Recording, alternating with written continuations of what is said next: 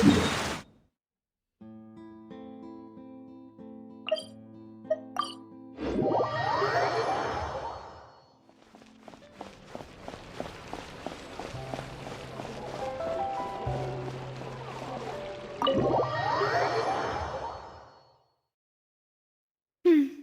came here several times with my father when I was little, but stopped eating here as often after growing up. I hope the food here will be to your taste. Oh, don't worry. We haven't eaten at a hotel like this in a while. Paimon's getting excited already. In that case, I'll go order for us first. Please wait here a moment.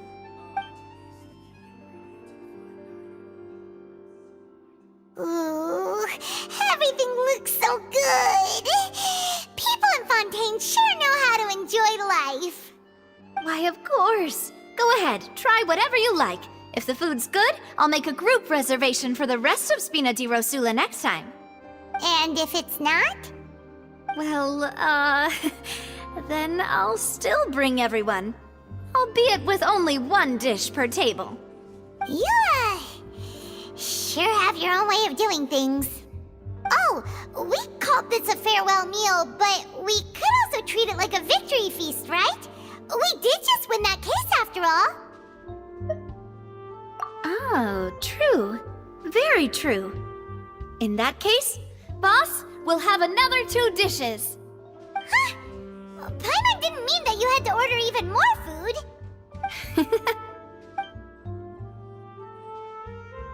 Speaking of cases, do you think that the mastermind behind the serial disappearances will get caught soon now that this has all happened?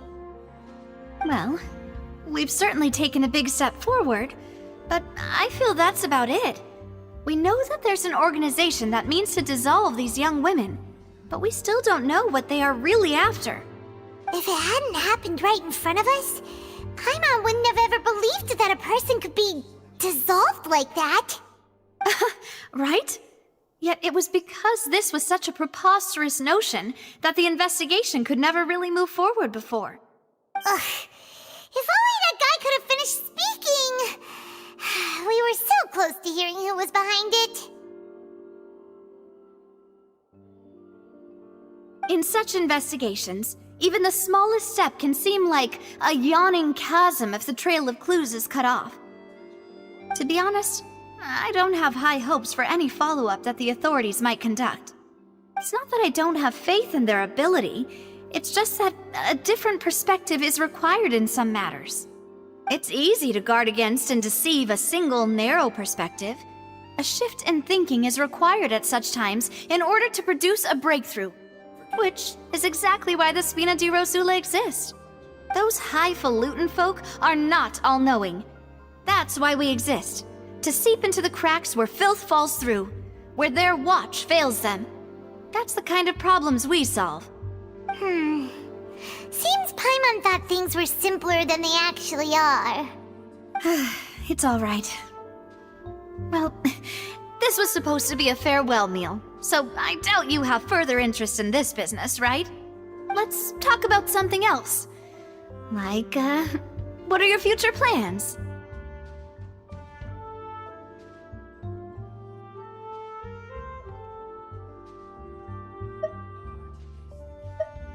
That's true. We didn't have a chance to speak to her after the trial ended. It didn't really seem like the right time or place to do it anyway. I see. So, your primary objective, which has been foiled so far, was to have a chat with the Hydro Archon. I've heard that there's a long line of people waiting to meet Lady Farina. I suspect you'll be waiting for quite a while, considering that you missed your chance today. Yeah, we've heard that she's super popular here in Fontaine, and that it'll be tough getting any of her time. Well, would you consider some more, unique ways?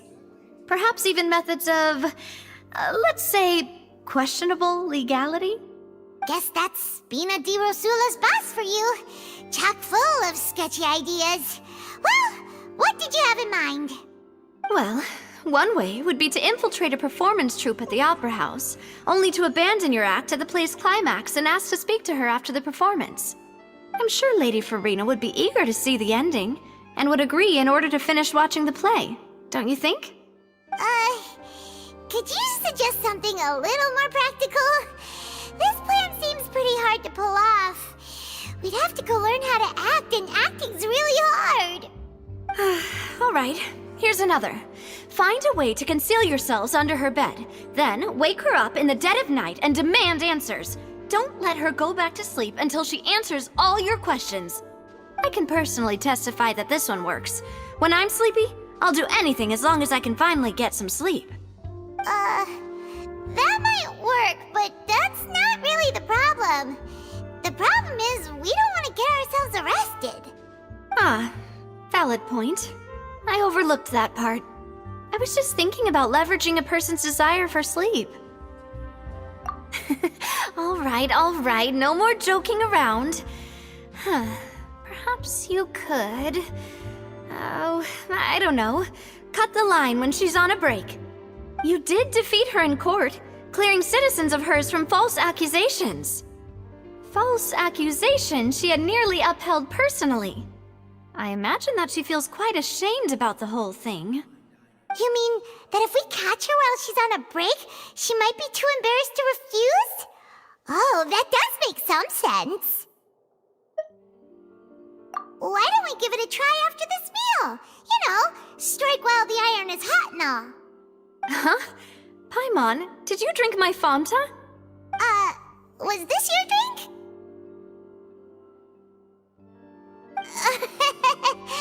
Sorry about that. Paimon wasn't really paying attention and the cup was right next to Paimon. Would you like to order another? No, it's fine. We're just about done here. Alright. Honestly, Paimon wouldn't recommend Fanta anyway. It tastes kind of salty and icky. Is that so? Huh.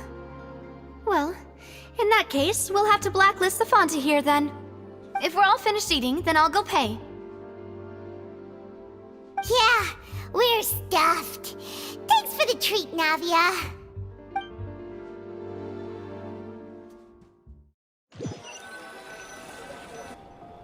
Oh, so full. Paimon can barely float anymore.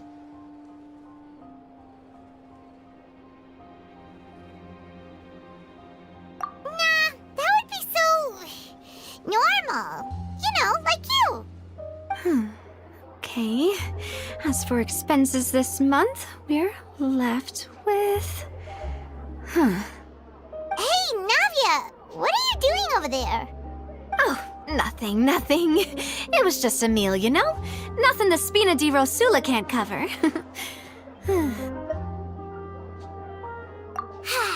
Let's get ready to try to meet the Hydro Archon again. Bye, Navia! So this is goodbye, huh? Well, if you do encounter any other trouble in Fontaine, you're always welcome to contact the Spina di Rosula. I'll give your request the highest priority. In any case, I wish you smooth sailing. I'll see you again, partner. See ya!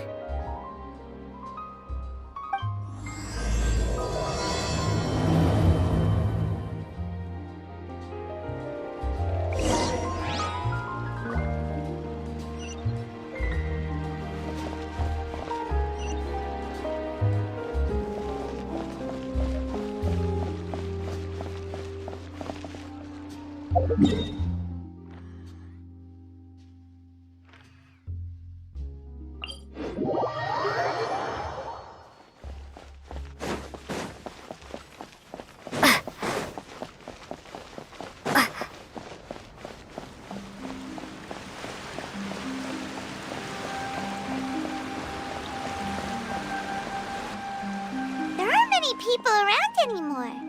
Looks like that boat we took to Araneas might have been the last one. Vache. Looks like we're back here again. Huh? Traveler? Are you hearing voices again? Ugh. That's kinda spooky.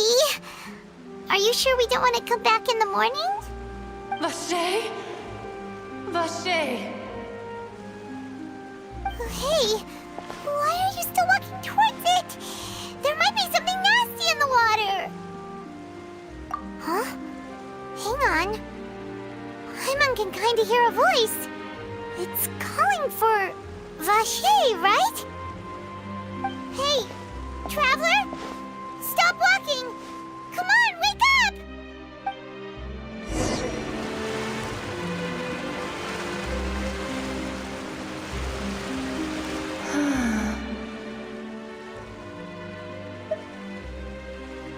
Vache! Are you... my dear Vache? No, wait. You seem to be someone else. Do you know Vache? Do you know where my love is?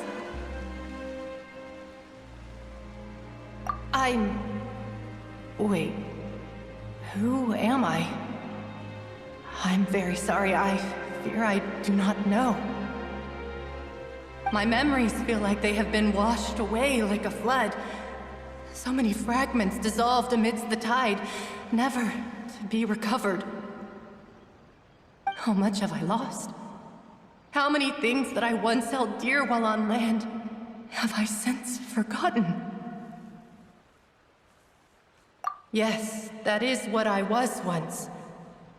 But now, I am but the consciousness of one who has lost their form. I do not know how I came to be like this either. I only vaguely remember being covered in light blue water, and then all grew dim.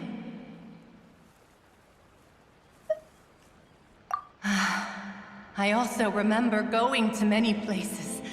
I loved adventure, loved exploring places of peril. No matter where I went, Vache would go with me. I knew how dearly he loved me, and I also loved him equally as much. But now, we can no longer go back. The pain of such parting, I never knew how heavy it could be.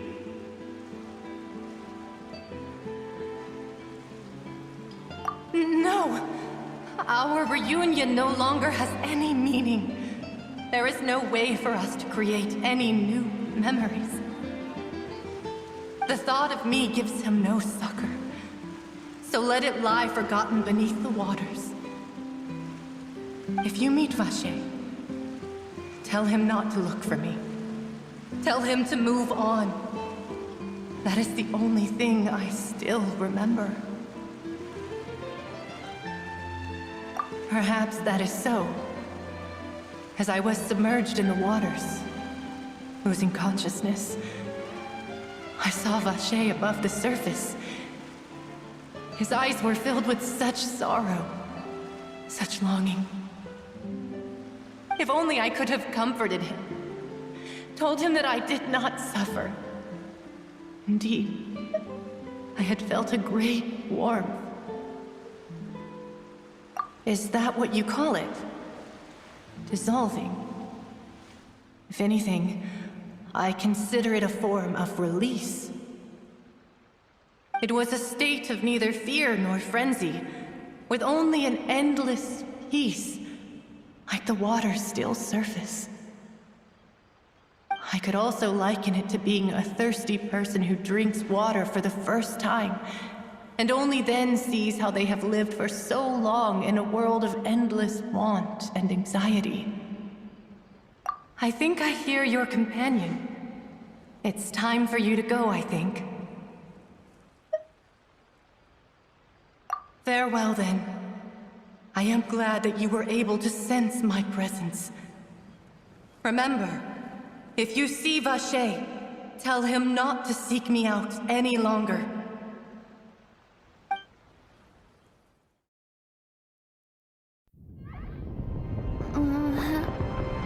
Wake up! Come on, hurry! Navi is outnumbered!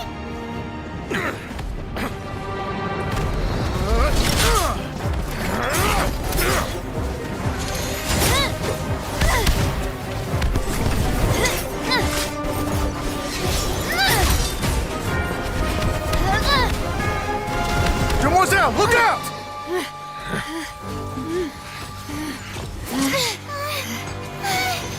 Dear God, it's a whole army of Gardamex.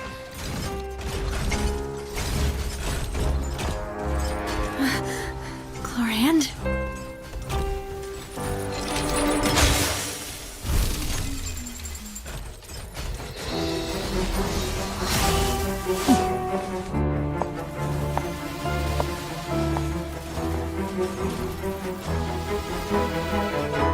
Quick, now's our chance!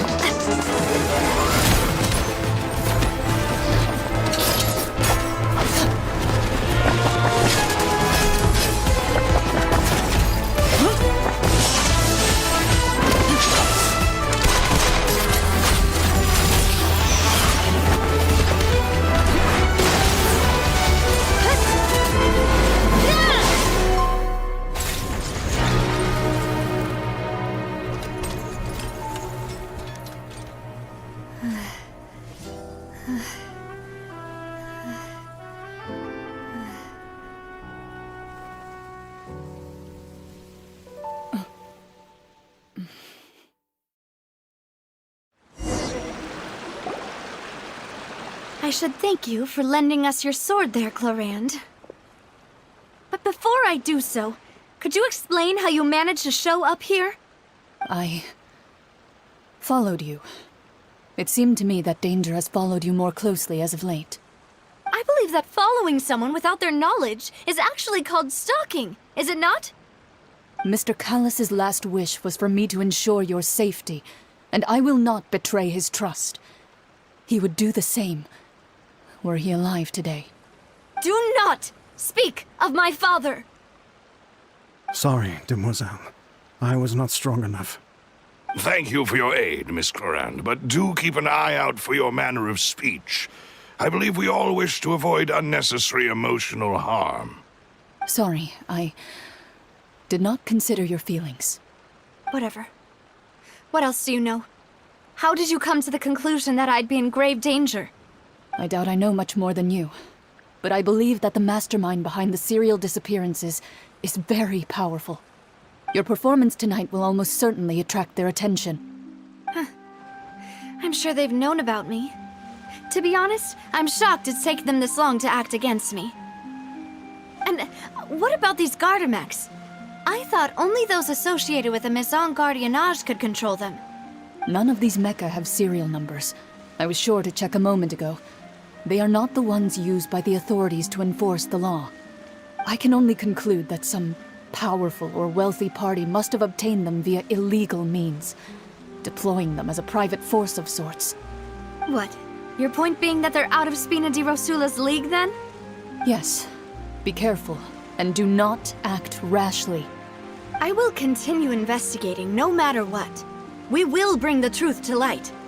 That's my father's true last wish.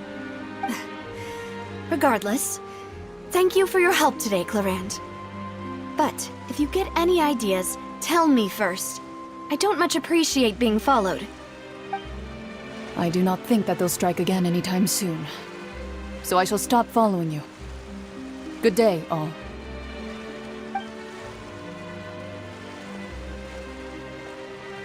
Right. I suppose that's the best news we've gotten today. Demoiselle, I believe that Miss Clorand was being sincere with you. If we tried, we could attempt to thaw relations a little. I know, she's...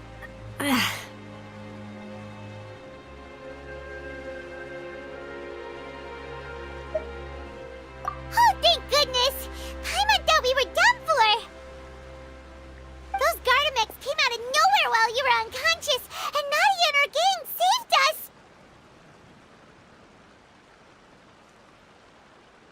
Oh, and there was that champion duelist named Clorand who came out to save us too! We got lucky there. Paimon probably couldn't have fought them off otherwise. Oh, come now. Forget all that polite talk.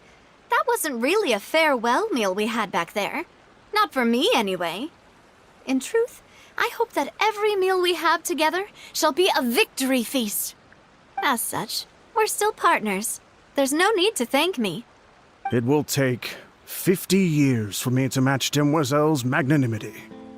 If it were me, I would have joined the Spina di Rosula on account of her goodwill long ago. All right, you two. That's enough. Actually, Navia, how did you know that we were in danger? You sure did show up in the nick of time. Well, to be honest, you're the one who tipped us off, Paimon. Huh? Really? Paimon contributed somehow?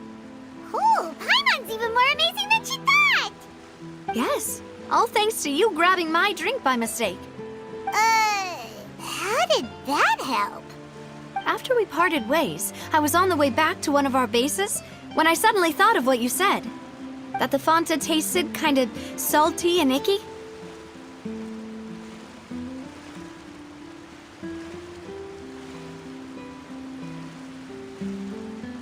Fanta only comes in sweet flavors, so how could it have tasted salty? The color of the drink, if I recall, had also been a bit off. So the Fanta had been spiked with water from the primordial sea? Yes. So, if you hadn't drunk that cup for me... Spina di Rosula is preparing the grandest of awards for you as we speak for saving the boss. Huh. Really?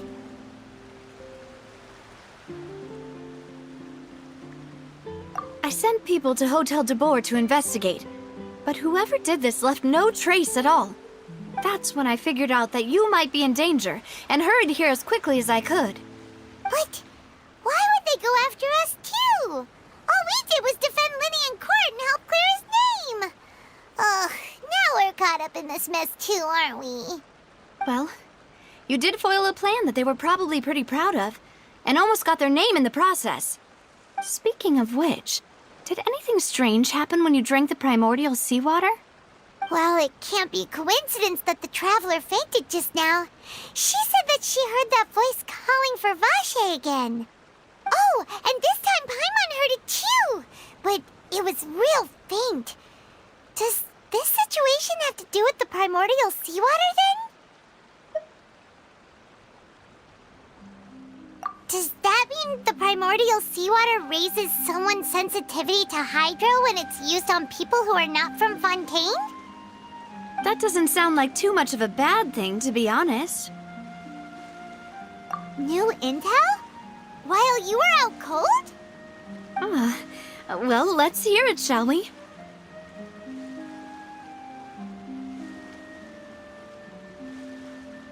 Oh, that is important. Vache. That name doesn't ring a bell. I suppose he hasn't stepped forward as a witness in court lately. Since he saw that young woman dissolve, he was at least at the crime scene. But he never gave testimony or any information regarding people dissolving in the primordial seawater. Could he have been threatened? Yes, thank you. This is very important information indeed. We will continue to investigate.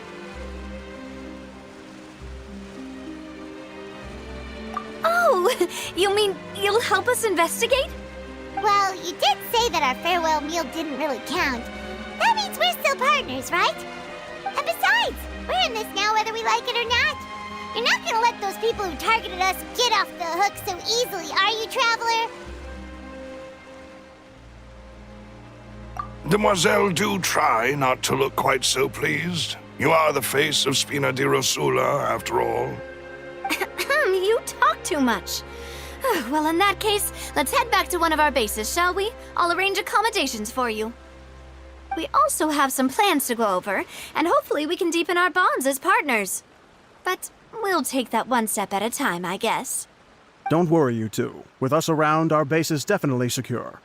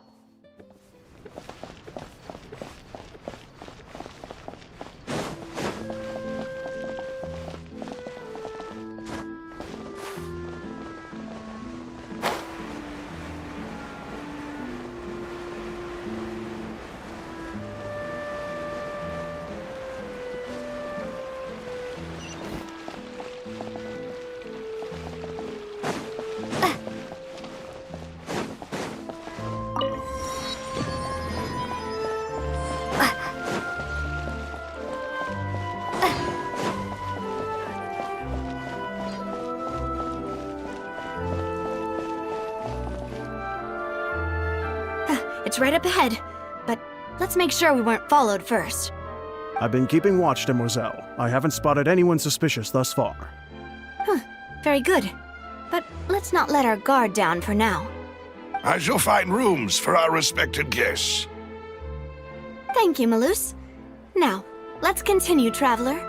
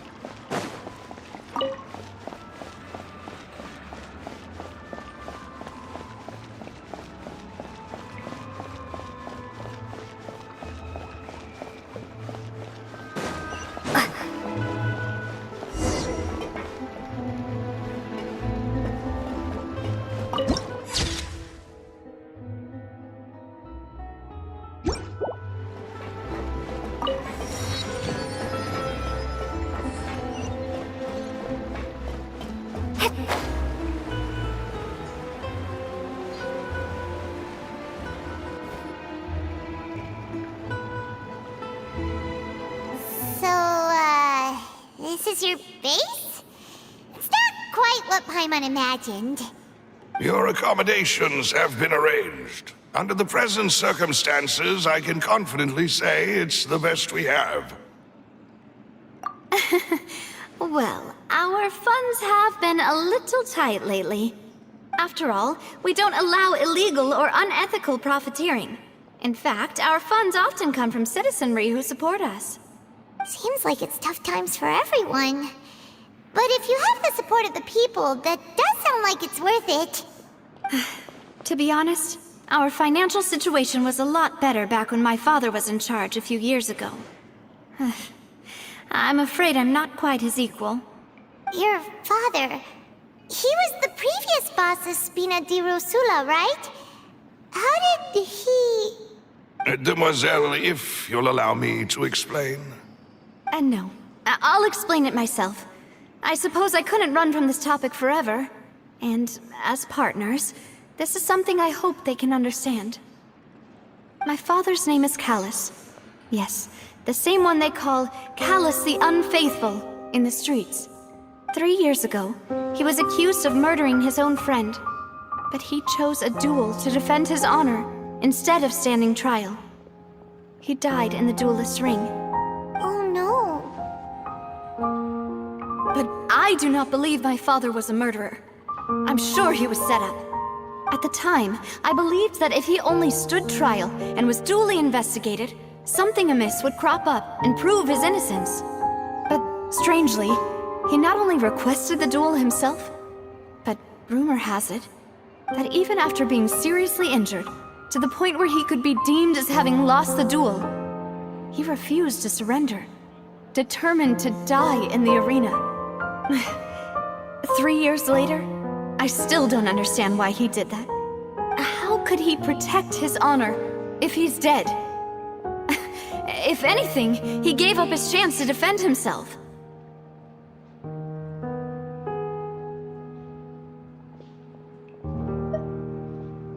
The closest piece of info I have is that my father had been investigating the serial disappearances case at the time of his death. Ah, so that's why you're so determined to get to the bottom of that case. That's right. I've also tried to investigate the murder my father was implicated in, but I haven't found a single new clue in my countless reviews of the investigation records. However, I believe that if the murder case is related to those behind the disappearances, they must know something. I must know what really happened. Was my father coerced? Framed? Even if he really did kill his friend, I must get to the truth. If only he'd been more open with me when he was still alive. He even hid the fact that my mother died due to complications when giving birth to me. And now, here I am investigating his death. You really are a handful, aren't you, Papa?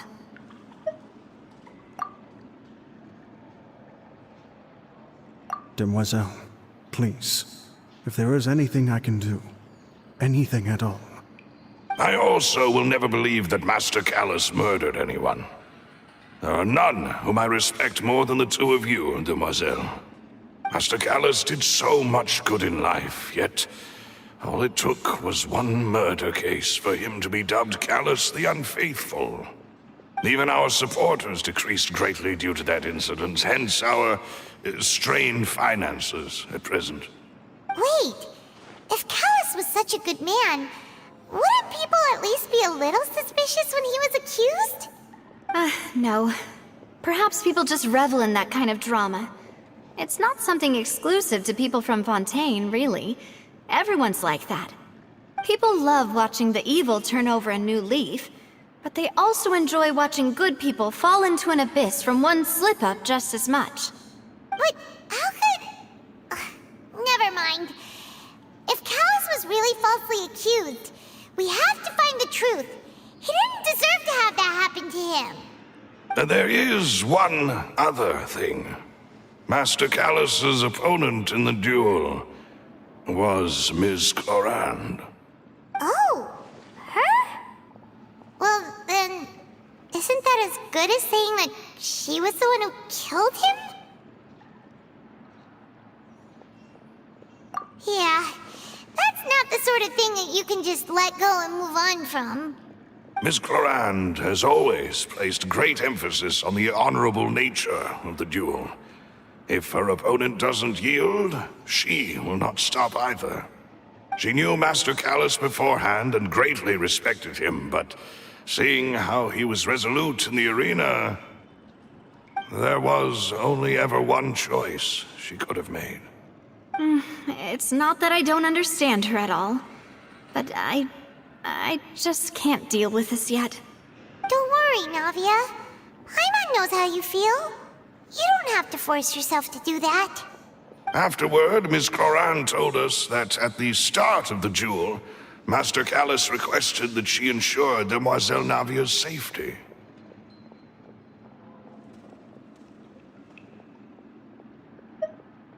Yes, that is our understanding as well. Oh, Papa. What madness drove you to ask the person who killed you to take care of me? All right, anyway, that's the information I wanted to share with you. Even if it did sound like I was just complaining towards the end.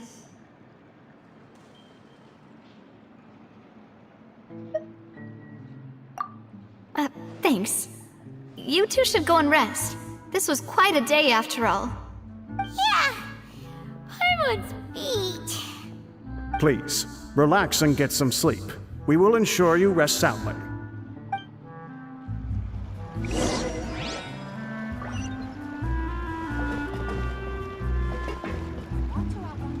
Whether it be responsibility for Spina di Rosula or Master Callus's death, it all landed on Demoiselle's shoulders so suddenly. This won't do. I must become stronger.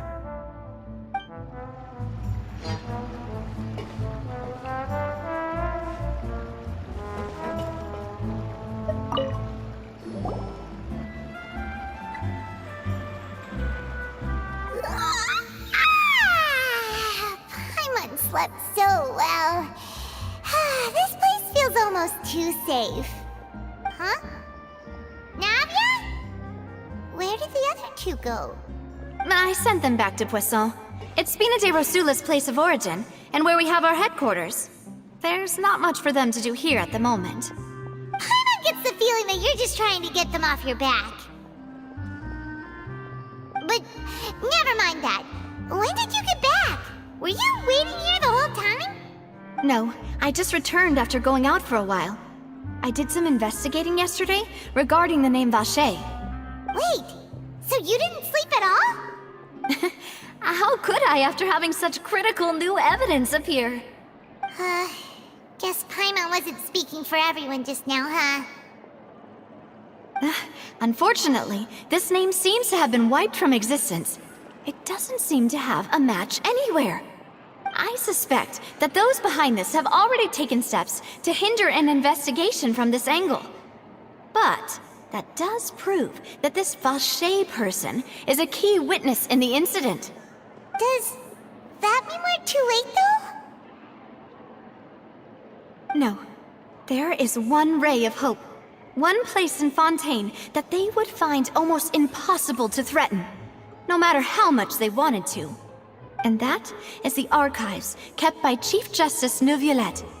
A place where detailed files on all the cases in recent years are kept. If the Oceanette you met is one of the young women who went missing recently, we should be able to find some related information there. So Neuvillette maintains an archive of case files? Whew, guess that's the hard-working Chief Justice for you. In that case, let's go talk to him, shall we? Aren't you coming along, Navia? Did you get tired? No, it's nothing. Let's go see the Honorable Chief Justice.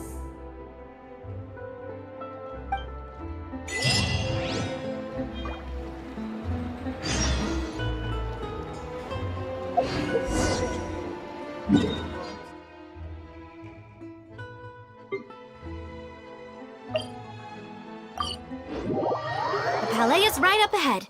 Come on.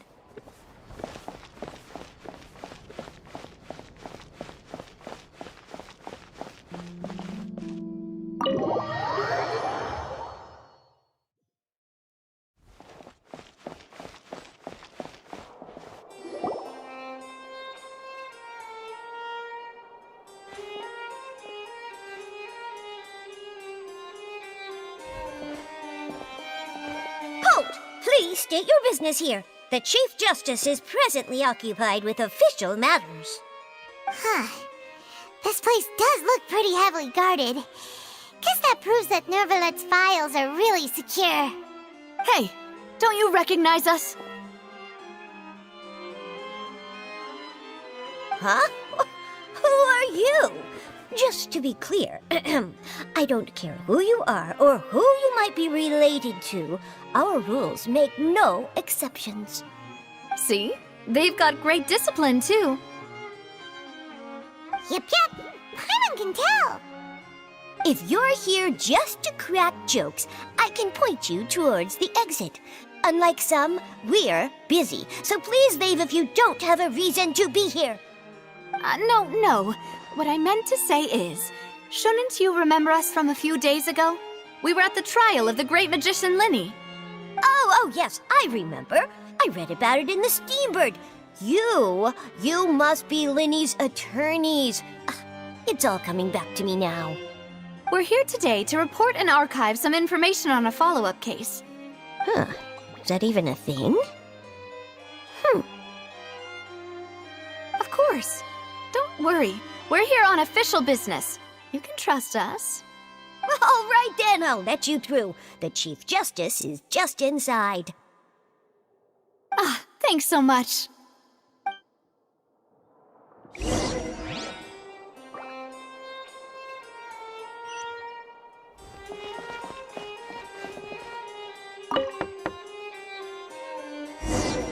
Please come in.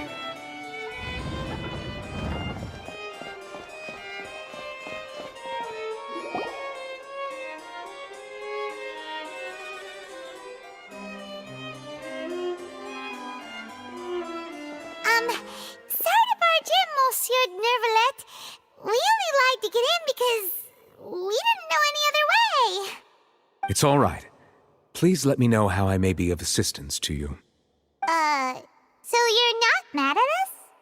We're looking for a man called Vache. He may have been an eyewitness in the serial disappearances case. If we can find him, we may be able to unearth some key information on the case. Ah, I see. In that case, please wait here a moment while I browse through the files.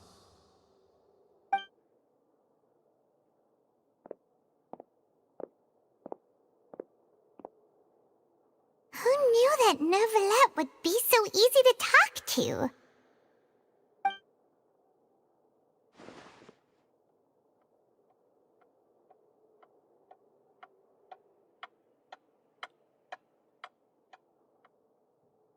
Unfortunately, I'm quite certain that no one by the name of Vacher has been involved in any case, criminal or civil, in the past several years. There are no records of him either in the files or in my memory.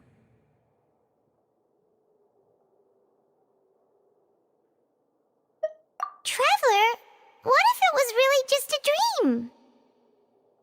Is that so? All right then. Thank you so much, Monsieur Neuvillette. We'll take our leave now.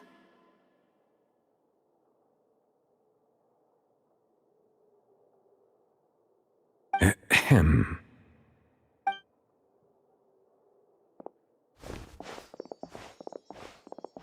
Miss Navia, I can understand how you feel. Your father, Callus, was a truly exceptional man. We deeply regret his passing.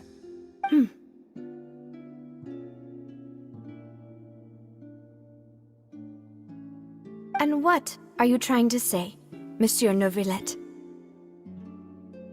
Are you trying to console me? Extend your sympathy?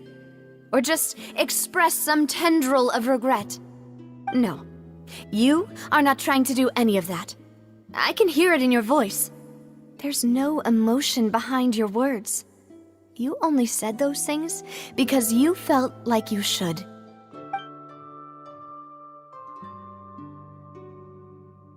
It's just like last time. After my father took his place in the duelist ring, I pushed through the guards to talk to you as a last resort. You even told me then that you thought there was something fishy with the case, yet you still allowed the duel to go ahead. In your eyes, the value of a human life is nothing compared to those cold laws you hold so dear. If you truly regret my father's death, then why didn't you call a stop to the duel? Why didn't you give me the power to stop him from throwing his life away? Why did you just let him die, despised and hated by all? Everything was hanging on a thread at that moment. Just the tiniest effort could have changed everything. There are still so many things I never got to tell him. So many questions he still owes me answers to. If you really have no heart, then just look me in the eyes. I, Navia, will show you the true meaning of regret. I'm sorry, Miss Navia. You and my father are truly alike. You keep all kinds of things in your heart and never say a word to anyone. It's not so much that you can't feel, but that you would never express anything. Oh well. In any case, everyone already knows full well the apathy of the Chief Justice. My apologies for taking my emotions out on you, Monsieur Chief Justice. Let's go, Traveler and Paimon.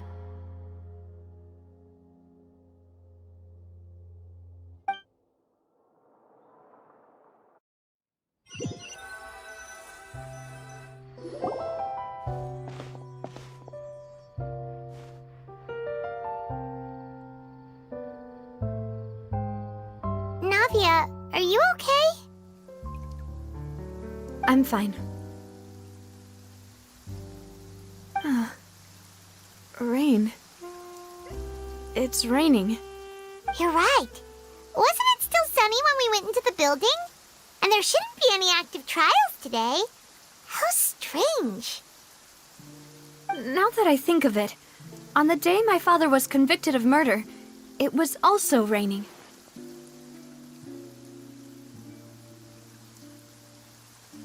What is it? Did you think of something?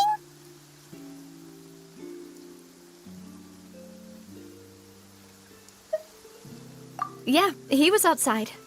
It was uncovered and the rain could fall there. Why? Do you think the rain could have affected the crime scene? That thought has occurred to us before. We've even expanded the search area to try to account for that, but didn't find anything of value.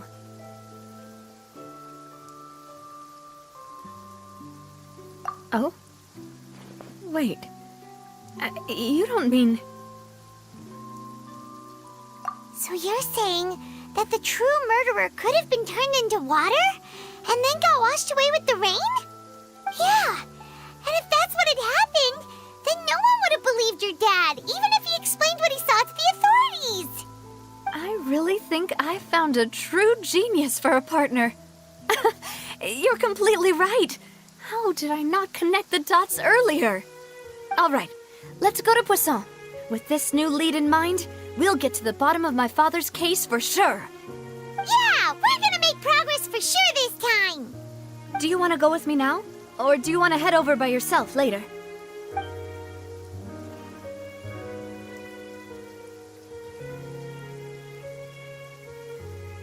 Great. Let's go then.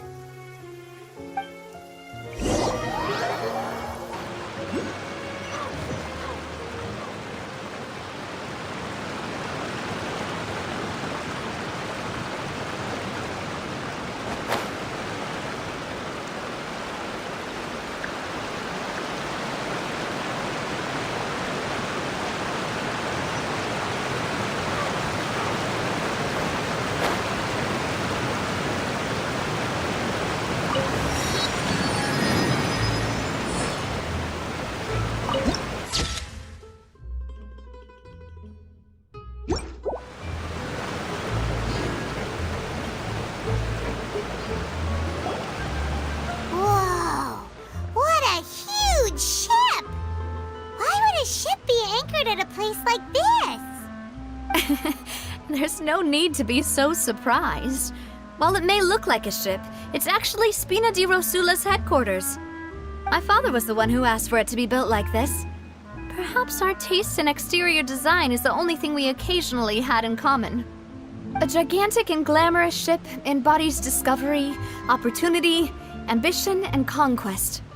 It symbolizes Spina di Rosula's bright and limitless future. And Paimon thought you were bluffing when you said Spina di Rosula had a glorious past. Paimon was confused why a group with such a history would live in the sewers. But now that Paimon has seen this ship for herself, she's been convinced. Well, Poisson is where Spina di Rosula began, after all. It's our main base, our home.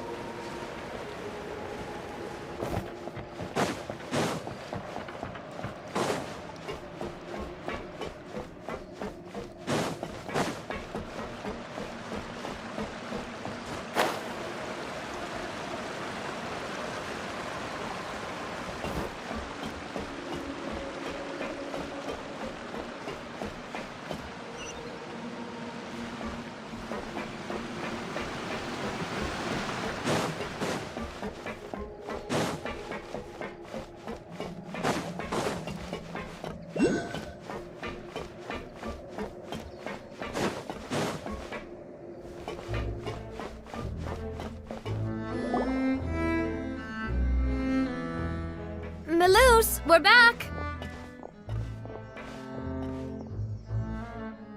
Apologies for the wait, demoiselle, and our most important partners. You said before that you still had some business at the court. What brings you back to Poisson so quickly? About that. It's because my partner here reminded me of something really important. You see, what if my father's case had something to do with water from the primordial sea? You still remember, right, Maloose? On that night, it was raining? Yes, the case was quite similar to that of Mr. Linney's.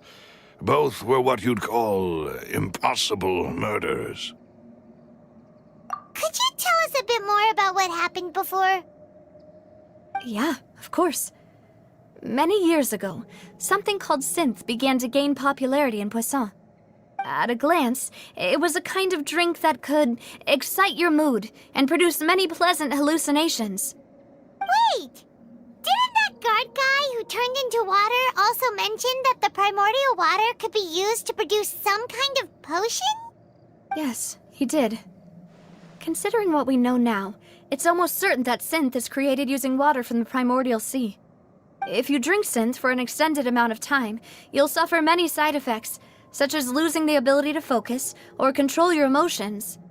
And if you were to stop drinking it completely, you'll experience flashes of paranoia and anxiety while lacking energy to do anything. It's an extremely dangerous substance.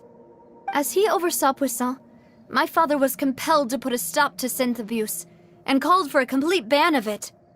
Boss's uncompromising attitude incurred the synth vendor's wrath, but no matter how much they threatened or bribed him, he refused to yield. Not only that, Boss became determined to find the mastermind behind the synth operation and put an end to the problem once and for all. Yes, but the enemy was very cunning. So he could never get anything out of the dealers, all of whom only sold the stuff and weren't privy to the rest of the operation. Recognizing that, my father decided to contact the dealers in secret and cultivate personal relationships with them. Finally, he was able to convince someone to become his informant. The man's name was Jacques. He felt greatly ashamed about his work after seeing many families destroyed by synth abuse. That night, my father hosted a banquet at his countryside estate. He planned to meet up and exchange information with Jacques over some food. But then, we heard 2 gunshots from the courtyard. We raced to the scene and found my father, still holding a gun, and Jacques, who was already dead on the ground. Huh? How did that happen? Aren't they on the same side? Sounds just like Lenny's case, doesn't it? In both cases, the culprit seemed obvious, but neither appeared to have any motive at all. Looking back on it, though, I now believe the most important clue was something we all overlooked at the time. There were pieces of clothing left at the scene. Precisely. It's all thanks to you that I made the connection now. Back then, we all just thought they were some costumes that Jacques used to disguise himself at the banquet. But, considering it now, it's almost certain that they belong to a third person at the scene. With one extra person, we'll also need to reconsider why the 2 shots were fired.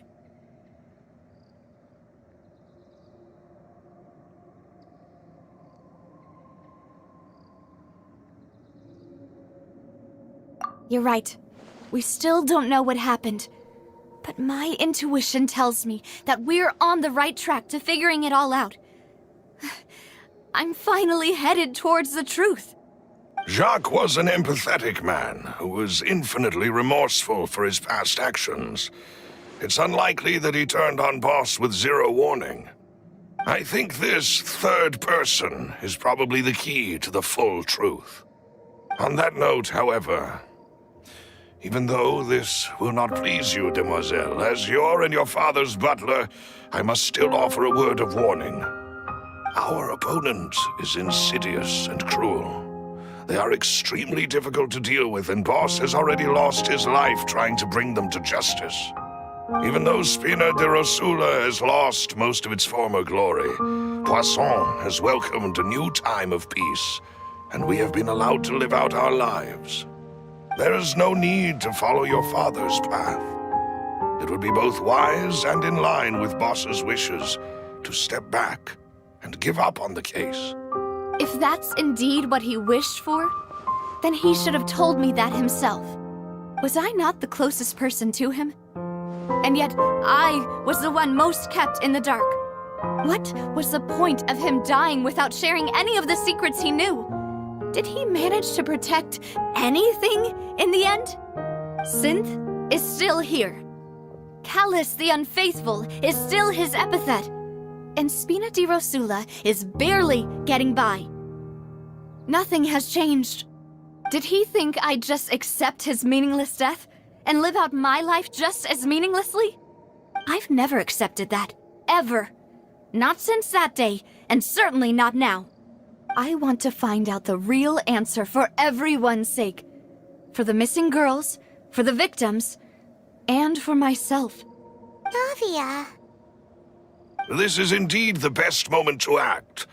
Your partner appears to be quite reliable, and more importantly, Demoiselle, I think you're also ready to take this on. So you do know something else, Malus? Yes, I do. In fact, even before that banquet, Boss already knew of the connection between Synth and the serial disappearances case. But what drove all the tensions to the boiling point was the revelation that you, Demoiselle, had been selected as the next target to disappear. What? Boss also didn't tell you that he had been diagnosed with a rare illness. The doctors told him that he had no more than 5 years left to live. And the serial disappearances case caused him great anxiety. 5 years was nowhere near enough time to resolve this long-standing conflict. But once he passed away, all the danger would pass on to you. Knowing all of this, he decided to use one final intimidation tactic before his death. He claimed to have already gotten his hands on some key incriminating evidence for the other side, and even told some members of Spina di Rosula about the details. But as long as you remained safe, he would not share the evidence with the public. If something were to happen to you, then he and all those he told would immediately expose all they knew about Synth and the disappeared victims. Right, so nobody would be able to get off scot-free. As we've seen, Boss's tactic has worked. Even though Boss has been gone for a long time, the other side has not tried to take Demoiselle's life. No, I don't believe it. He never appeared to look sick to me. No father wants their daughter to see them weak and haggard, especially someone as proud as Boss. To him, dying in a duel and suffering lasting dishonor as the Unfaithful was still far preferable than losing face in front of his daughter. So he chose to die in silence, so that he could protect me. I'm afraid you're not understanding this correctly, Demoiselle. What Boss wanted to hand to you was not a parasol, but a sword. If Boss's spirit could hear you telling me that you want to find the answer for the sake of everyone involved, I'm sure he'd be extremely proud. That fool. Couldn't he have just given it to me straight? No. He might have set up everything precisely because he never thought I'd be able to understand him. Is that the amount of confidence he had in me? And what if I was never able to make it to where I am now? Yeah. I suppose that's true. With the way he'd set things up, if I had wanted, I could have just lived out my life without a care in the world. But thankfully, he rarely talked to me about complex matters, and thus understood little of me as a person. In this case, he really didn't need to give me an easy way out. Malus, what was the key evidence that he shared with you? It's the location where Synth is produced. Essentially, it's the enemy's headquarters. When he was threatening the enemy, Boss didn't share the specifics of the incriminating evidence he found. But if you want to use it against the enemy, you'll still have to take several things into consideration. Why? If we know where the place is, can't we just go storming in? You mustn't forget that we're fighting against a mysterious and dangerous organization that's been in operation for decades. There's no telling what might be lying in wait at their headquarters. We also have no idea what kind of evidence we may be able to find inside. nor what people we may be able to capture. But a single visit to their headquarters would be tantamount to a formal declaration of war. The worst case would be that we leave empty-handed, but also open ourselves up to full retaliation. Then, in that case, why not work with the Fontaine authorities? Well, you saw one of them dissolve during Mr. Linney's case. We have no idea just how thoroughly they may have been infiltrated. That's true. Seems my father really had no choice. But things are different now. It should be a lot easier to prove the other side's guilt, now that we've connected Synth with the disappearances case. You sound like you've put a lot of thought into this, Malus. I am the butler, after all. I live but to serve the boss and Demoiselle's will. I've always been willing to take on any kind of risk for your sake. But considering my relative lack of ability, I've spent my time keeping secrets, performing basic investigations, and waiting for the right time to come. Thank you for all of that, Malus. Have you discovered anything new in the past few years? Let me think. One conclusion I came to is that the enemy must be quite familiar with Spina di Rosula, or at least have an informant planted here. When I announced orders to the organization's members on Demoiselle's behalf, I used to deliberately keep a few people in the dark and observe the reactions of the synth vendors. If the vendors didn't change their plans, then the individuals informed of our orders must be innocent. If the vendors packed up and fled, however, then someone must have given them the news. After several rounds of testing and investigative tracing, I've narrowed the suspect list down to 3 people. The first is Florent, Spina di Rosula's senior advisor. Huh? Florent? Yes, surprising, isn't it? He was one of the people Boss trusted the most, which also means that he was someone who understood Boss really well. Thanks to his position within Boss's innermost circle, he always knew our upcoming plans and could thus avoid capture this whole time. There's someone else like him too. Marcel, the head of Confrérie of Cabrières. Uncle Marcel.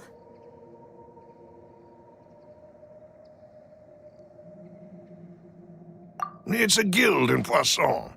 Boss helped it to grow to its current size and prominence. In the beginning, they were only reselling some daily goods, but now they're one of the richest guilds around, with a lot of business connections in the city.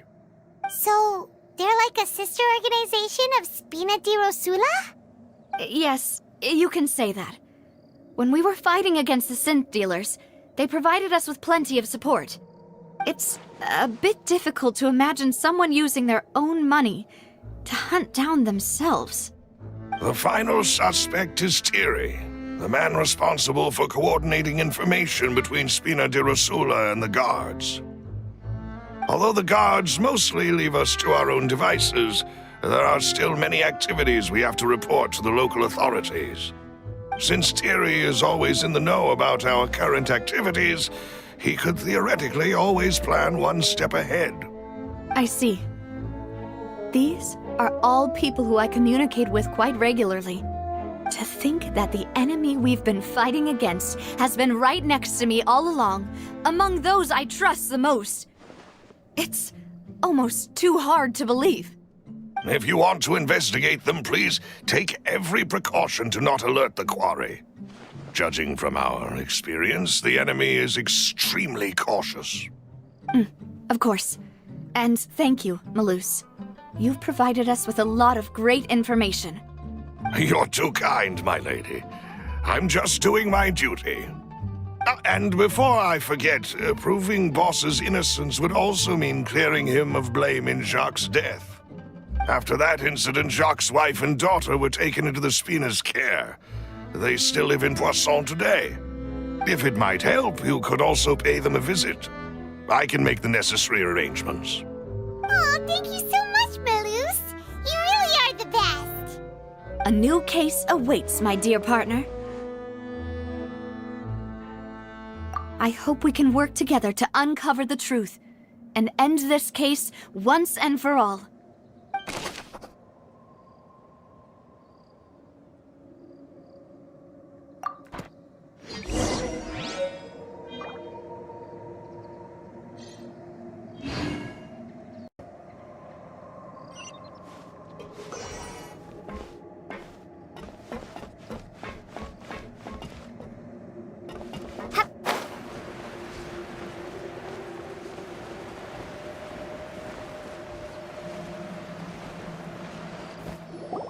It is settled, then. Please excuse me, and enjoy your conversation at your leisure. Thank you for arranging everything for us, Malus. Excuse me, miss. Do you need anything from us? Oh, Hey, Navia's all quiet. This isn't like her at all. I'm sorry that I only came to visit after all this time. After what happened, I didn't know how I was supposed to face the two of you. Ah, if it's about that, there's no need to apologize. After my husband died, Spina di Rosula sent us a lot of mora and support. I understood your guilt and apology to be genuine. But aren't all of those things nothing compared to the loss of Jacques? I can understand the kind of pain that comes with losing a father so needlessly. You don't understand at all. I didn't know how to face you, because I didn't know what I could possibly bring as a consolation gift. I know only the full truth could bring closure to you, and to all of us. Mm-hmm. I'm sorry. I appreciate the sentiment, but you don't have to carry all that guilt. On the matter regarding my husband, my daughter and I have more or less found our answer already. Would you mind sharing it with me? I really can't believe that my father could ever bring himself to shoot Jacques. I always knew that my husband's money was earned through others' suffering. He told me countless times that if he could turn back the clock, he would never go into the synth business again. He had many regrets, and felt that he took the idea of providing for his family too literally. For the longest time, he thought Mora was everything. So when Mr. Callis came to him with a proposal, he accepted it almost immediately. He tried to be as careful as he could, but even so, he was still found out by the higher-ups. They found out about his betrayal? Papa didn't say that exactly, but Papa did tell me that I should never be ungrateful. Before he left that day, he told me that he had no choice. It was only later that I realized it was his final farewell to the two of us.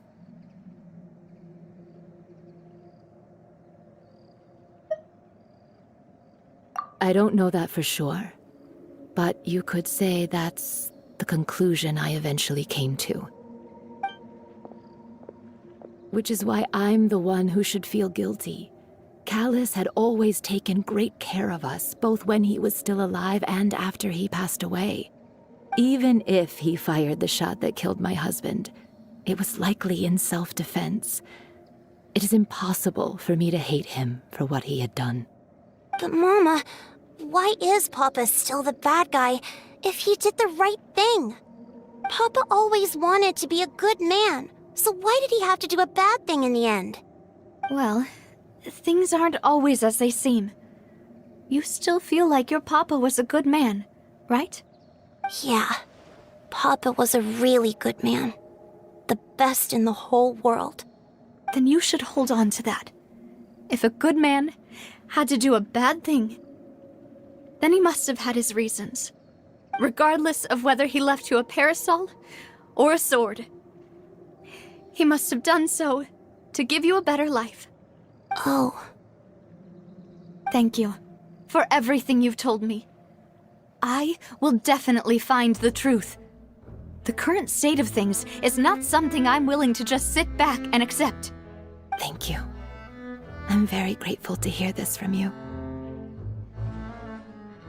Even though your personality is quite different from your father's, your determination when you speak is really similar. You really think so? That's the first time anyone said that to me.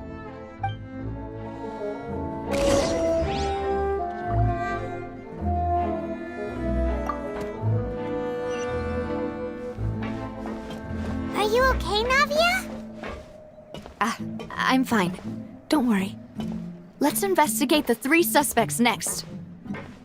Florent should be nearby, and we should be able to find Thierry and Uncle Marcel in the city. I'll get myself together on the way, so please don't worry.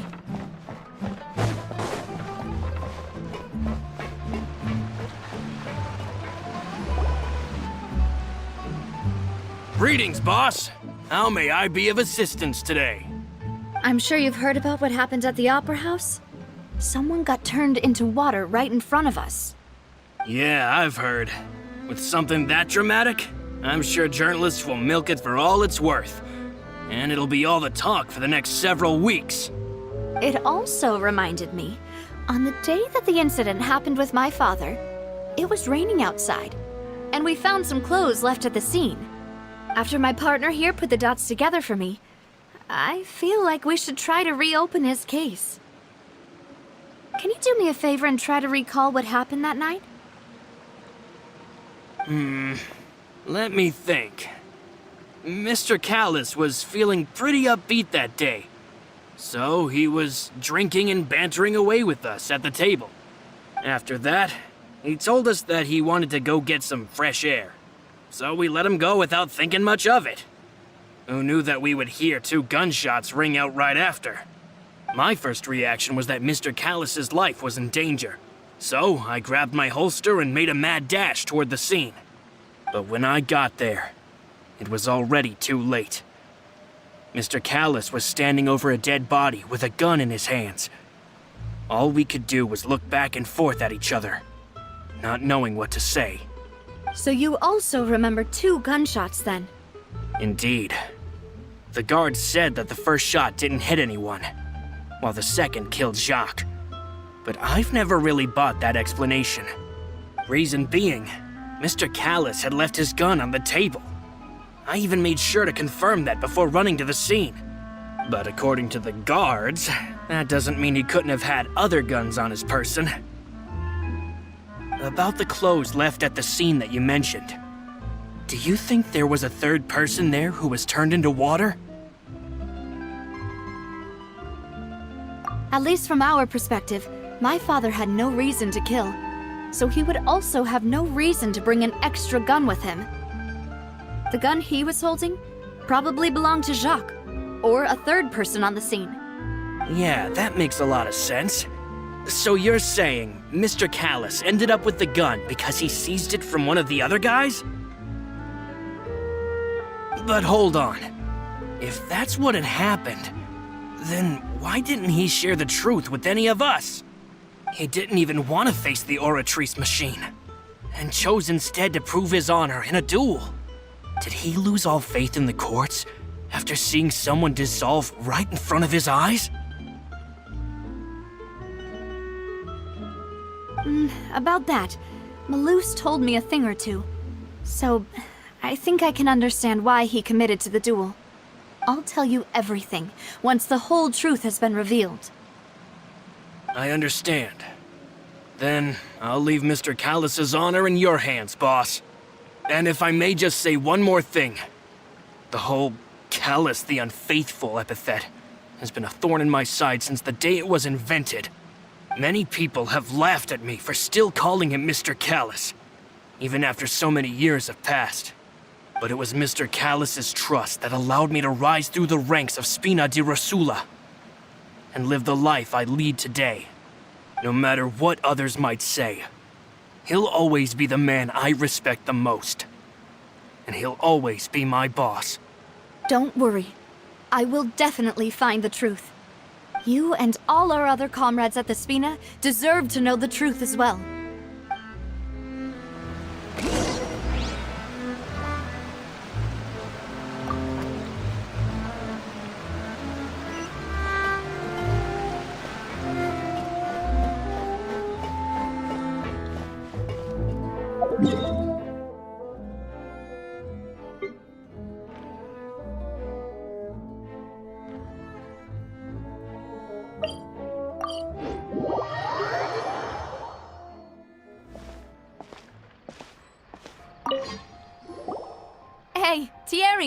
it's me.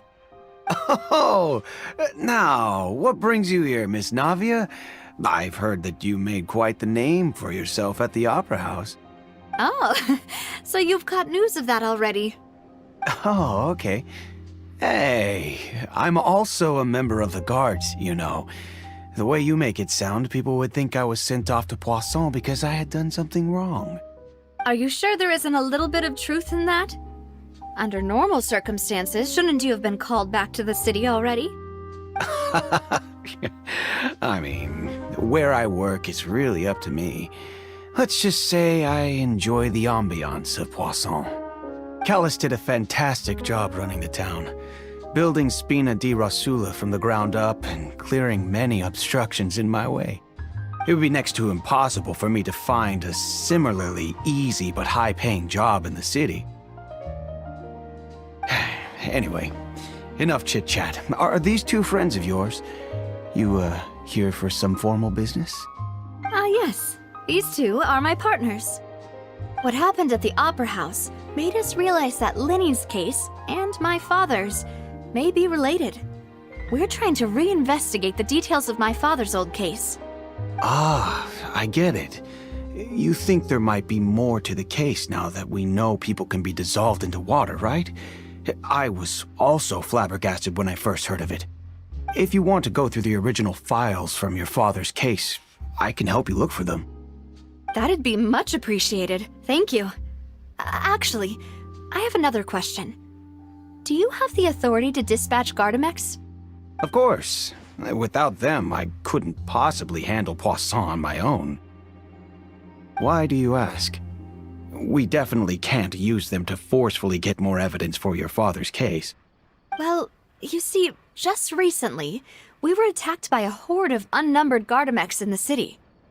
So, if you hypothetically wanted to do something against me, all you would need to do was get rid of the mecha serial numbers and send them after me. Then you think too highly of my abilities. Dispatching mecha is very different from controlling them. If I had to make an analogy, when you order a dish, the chef will make it for you. You can ask the chef to cook, but not to massage your shoulders or carry your baggage. If you try to make unreasonable demands, the chef would just think you're out of your mind and ignore you completely. The same goes for me and my Gardamex. Removing a serial number is also not as easy as you might think. There are a lot of complex steps to it, and it's almost impossible to keep it a secret. So I can promise you, those mecha were definitely private units. They're certainly not cheap. So, whoever their owner is must be super rich, powerful, or both. Now that you mention it, though, being in the synth business would definitely be profitable enough to afford this. Oh, then you're officially in the clear, Thierry. Oh, well, thank you for the vote of confidence, Navia. Jokes aside, I'd like to wish you all the best with your investigation. I'll be staying in the city for a little while, so just come find me if you need any support from the guards.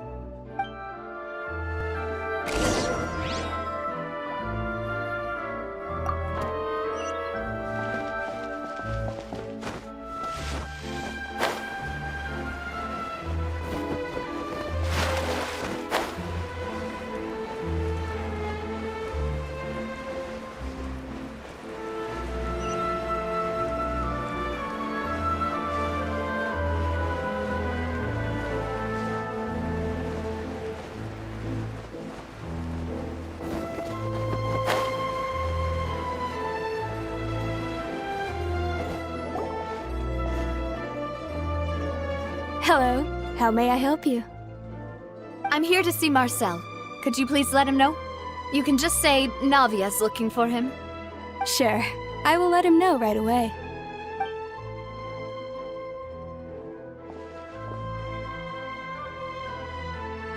Navia, hello. Sorry to keep you waiting. I'm not as young as I used to be, so my legs are giving out a bit. Oh, it's all right, Uncle Marcel. There's no need to stress. I just wanted to talk to you briefly about what happened in the Opera House.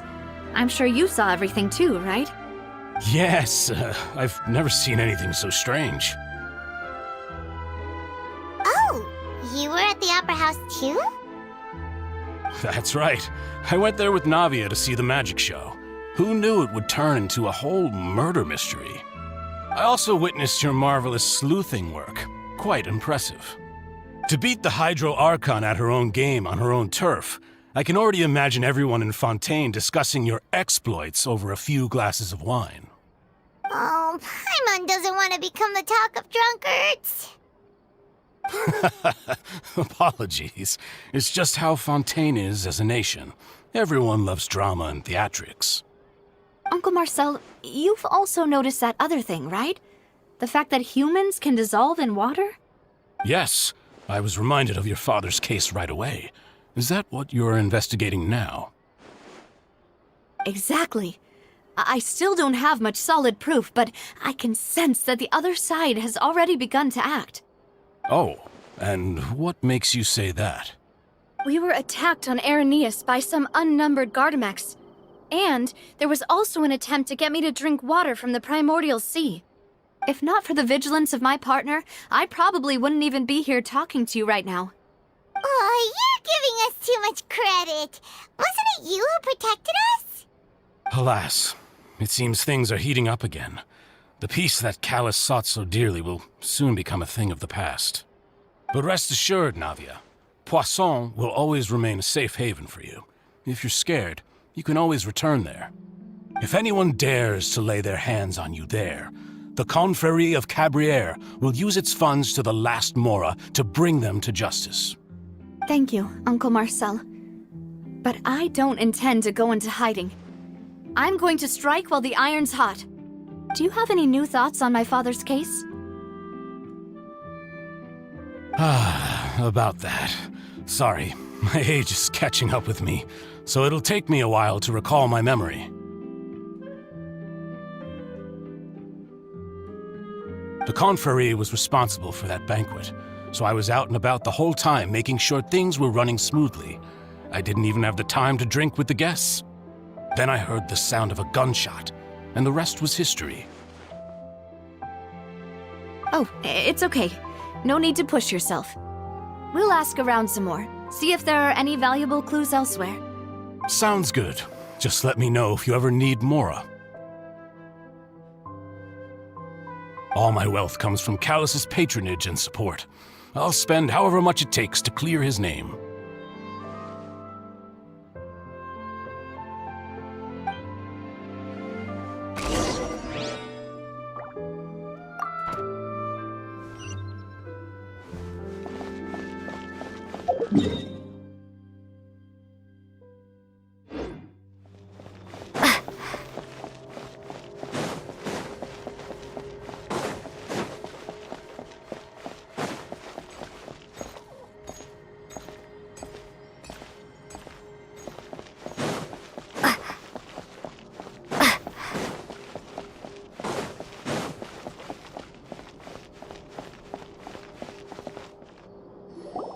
We've talked to all three suspects, purely based on their conversations with me. None of them sounded particularly suspicious. I suppose that's to be expected, though. If a single conversation's all that's needed to find them out, then my father wouldn't have needed to investigate the case for so many years. Anyway, even though we didn't make a breakthrough, let's still compile what we were able to find. But where should we start? Ah, you're right! Flora mentioned that Callus probably only ended up with the gun because of circumstance. That makes sense. According to Jacques' family members, he already told them that he had been discovered, and that he had no choice before he left home that day. If I had to guess, he probably received an order from the synth boss to kill my father. Had he refused, he and his family's lives would have been forfeit. So, Jacques fired the first shot?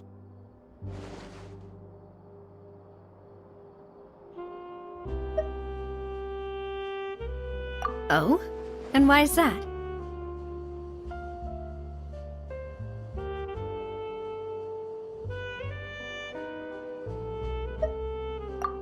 Oh, that's a good point. Jacques probably already knew that he was just being used as a tool for murder. And once he had completed his mission, he'd be of no more use to his boss. Huh. So, what would make more sense from his perspective would be to turn his back on the Order and seek protection from my father. Makes sense. But without evidence, that's still just a theory. Besides Jacques, the attack from the Gardamex has been bothering me quite a bit as well. It's obvious that our enemy has become more antsy after the secret of the primordial seawater was revealed. Do you think he knew, even then, that we'd follow this lead to the end? Given everything that's happened since, it's quite possible. But who among the 3 suspects would have the ability to control privately owned Gardamex?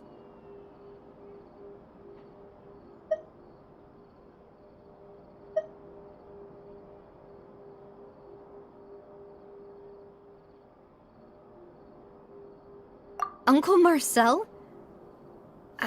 My father did really trust him. And they worked together on a large number of projects. Maybe that's how he got to know Jacques. And with funds from the Confrérie, he could also afford a large number of Gardamex. It's still really hard for me to imagine, though. After all, Uncle Marcel has been around since I was just a child. Also, wouldn't this mean he has been spending a whole lot of mora and energy to fight his own synth business?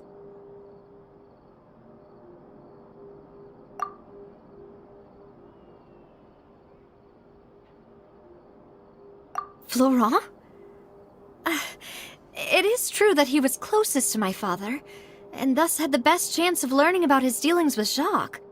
But as Spina di Rosula's advisor, his work mostly deals with personnel and security, so he shouldn't have much means when it comes to finances. So you're saying he's too broke to afford a mecha army? Exactly. He can't. And even if he could, I don't think he would be able to dispatch a whole group so quickly. Thierry, you say? Huh. It is possible that he's figured out a way to convert the Gardamex for personal use. But I didn't feel like he was lying when he was talking to us about the mecha. I also don't think he'd be able to keep that kind of tampering under wraps. Yeah. Had he actually tampered with the mecha, we'd be able to prove it with a simple check of the guard's inventory. If the mecha were taken from the guards, it should be pretty easy to find out when and how that happened. Who could it be?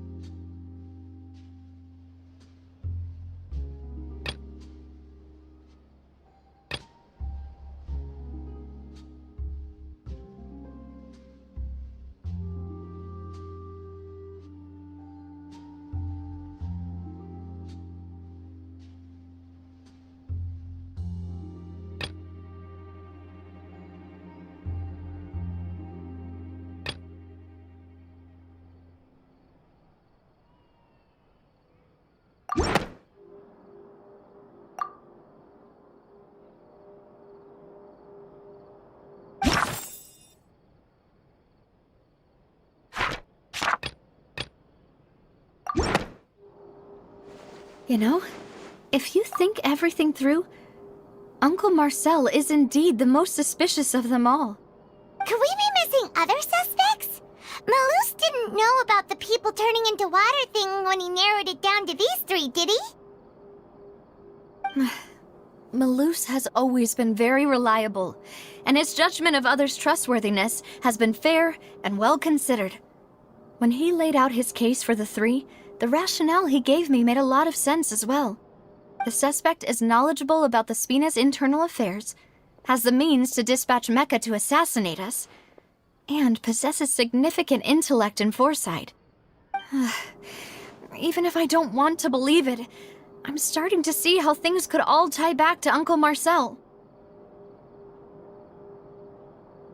Well, we still have another trump card on top of all the theorizing and speculating.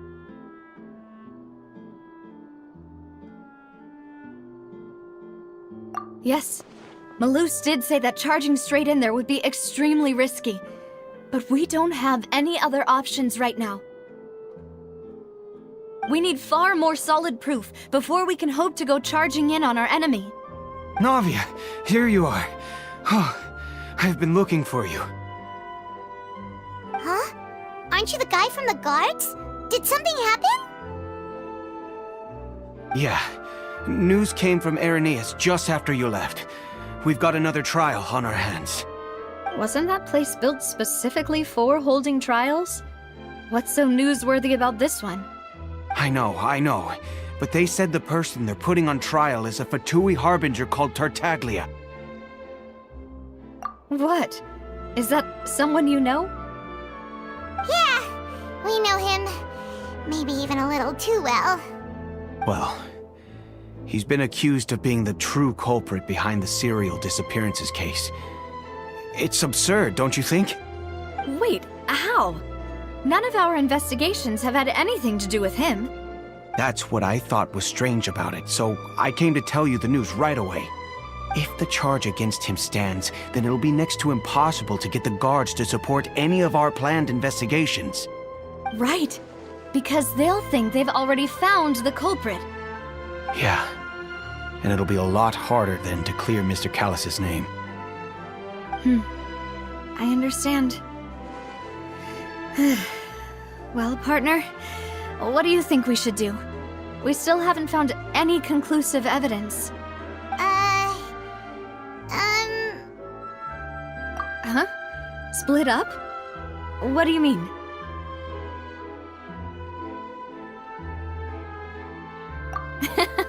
Just as expected of my partner.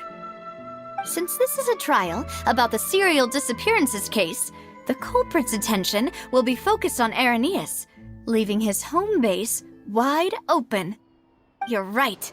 This is our best opportunity. All right then, let's do this. I'll stall them at the Opera House and charge Marcel as the true culprit. I won't have any chance of making that charge stick, though, unless we find more evidence. It'll be up to you to make it back in time and hand the decisive evidence to me. We'll help you, just like you helped us in Linny's trial. Demoiselle, please allow us to accompany you.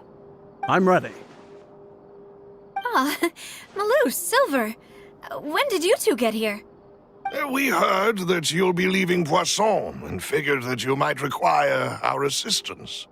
It's our hope that your confidence will be bolstered with the two of us by your side. Thank you so much. Then, let's make haste for Irenaeus. Paimon, Traveler, I'll see you at the Opera House. See you then!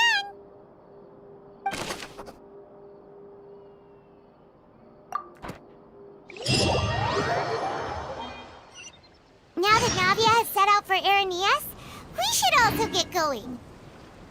The location has already been marked on the map, so let's head over.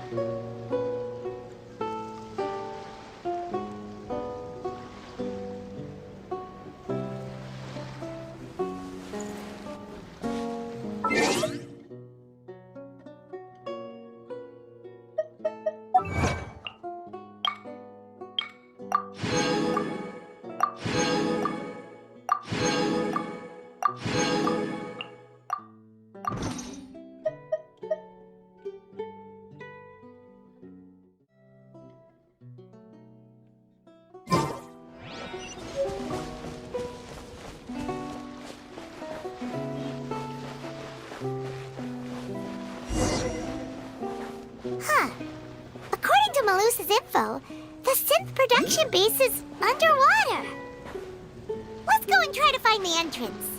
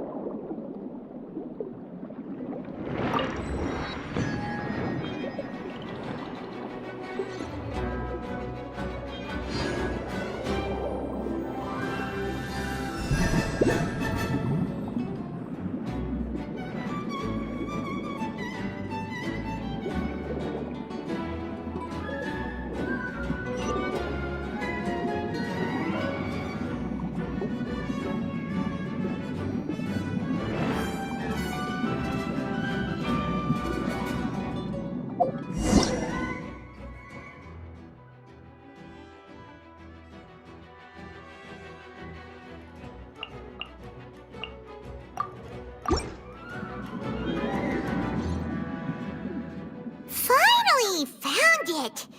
Huh. So this is the entrance that leads to the synth production base. It sure doesn't seem out of the ordinary at all. Ah, you're right.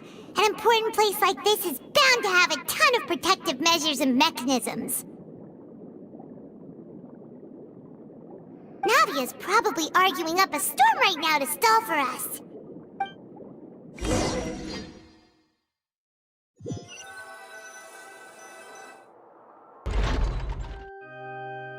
It would appear that I must repeat my question again, Mr. Tartaglia. Do you accept the charge that you are the true culprit behind the serial disappearances case? To be perfectly honest, I don't understand your country's complicated court system, or the reason why I'm being charged with something I've never even heard of. However, I did hear that people who have been charged can choose to participate in a duel to clear their name. Is that right? In which case, as long as I accept the charge, I can have an all-out fight with that champion duelist Clorend, right? I've got to admit, that's one of the most enticing offers I've ever received. When I privately sparred with her last time, she was obviously holding back. Real disappointing. Hey! Don't you understand? You're currently the prime suspect for a major case. This isn't the place for you to be looking for fights. Oh? Sounds like the Hydro Archon wants to lecture me on the ways of the Opera House. Then why don't you duel me too? I'm the kind of student that learns best in the heat of battle. No. That's not what I meant. Alas, it would appear that communication with the defendant is going poorly, and we have made very little progress. In that case, let me explain everything from the very beginning again. The goal of this trial is to determine the culprit behind the serial disappearances case. That case had nothing to do with him! You've got the wrong man! Huh? What's going on? Why is she interjecting again? I told you it couldn't be one of the Fatui Harbingers. Miss Navia, this is the second time you've interrupted the court proceedings. I only tolerated your behavior last time because you were able to provide the court with a key eyewitness. But that was an exception rather than standard court protocol. I can very well charge you with contempt of court for your interjections. Oh, please. Did you ever think I had any respect for this place's pointless theatrics? We can put that discussion aside for now. I'm not here to argue with you. I'm here to charge the true culprit behind the serial disappearances case. And if my charges prove true, then Tartaglia here will be proven innocent by default, correct? Oh, a young lady has charged in and offered to clear my name. How fascinating. Well, I'd gotten half bored to death by all these rules and procedures anyway, so I'll take you up on that offer. So, Your Honor, is there nothing else for me to do now? You may take a seat for now in the audience, but that doesn't mean the suspicions against you have been lifted. Now then, Miss Navia, who is the person you would like to charge instead? That person is...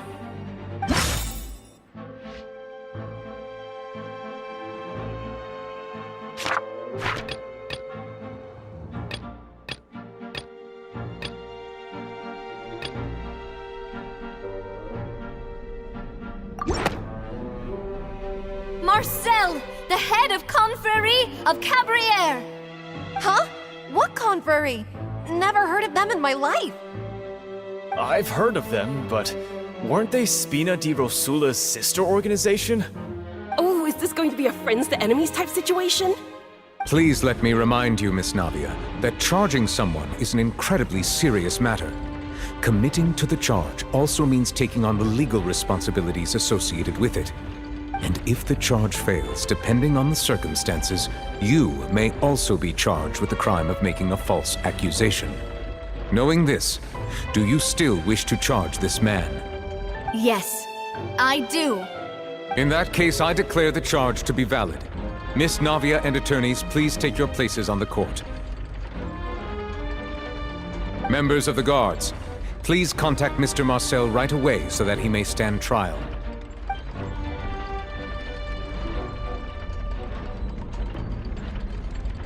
Mr. Marcel, you will not require an attorney. Is that correct?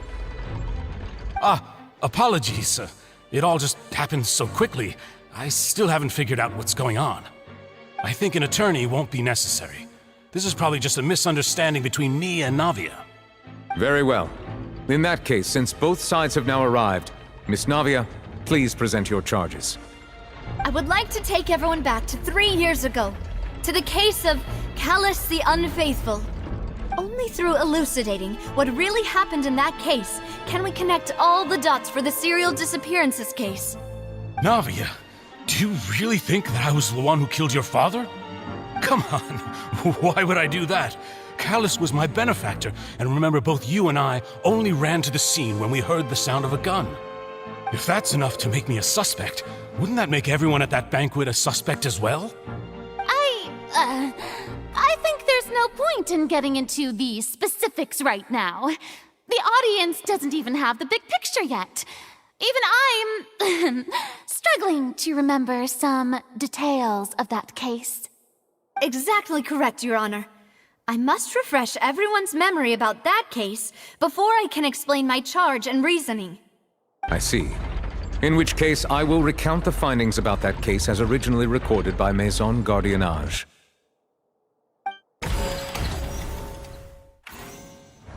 On the day of the murder, Spina di Rosula hosted a large banquet in a countryside estate owned by the Confrérie of Cabrières. During the banquet, all attending guests heard 2 gunshots from the courtyard. When the guests arrived at the scene, they found the primary suspect, Callus, holding a gun, while his acquaintance, Jacques, lay dead from a gunshot wound. The guards' investigation did not recover any other firearms from the scene. As a result, they concluded that the suspect's first shot must have missed, while the second must have taken Jacques' life. The suspect did not dispute this conclusion, and also declined to defend himself in court. Instead, he chose to prove his innocence through a duel. Callus was defeated by champion duelist Clarande in the ensuing duel, and soon succumbed to the injuries. These are the known facts about the case.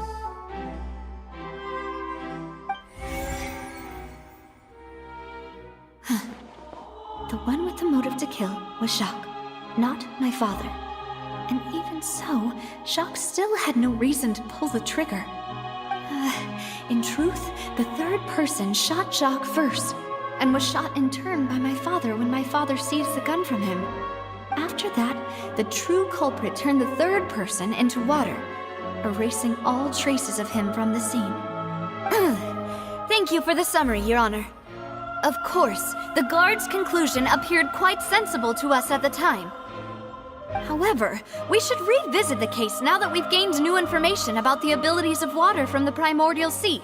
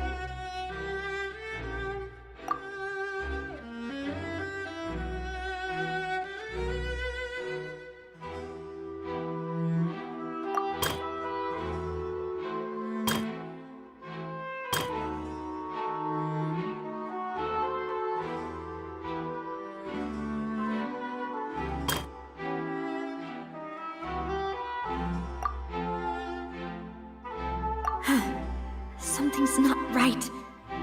Let me think.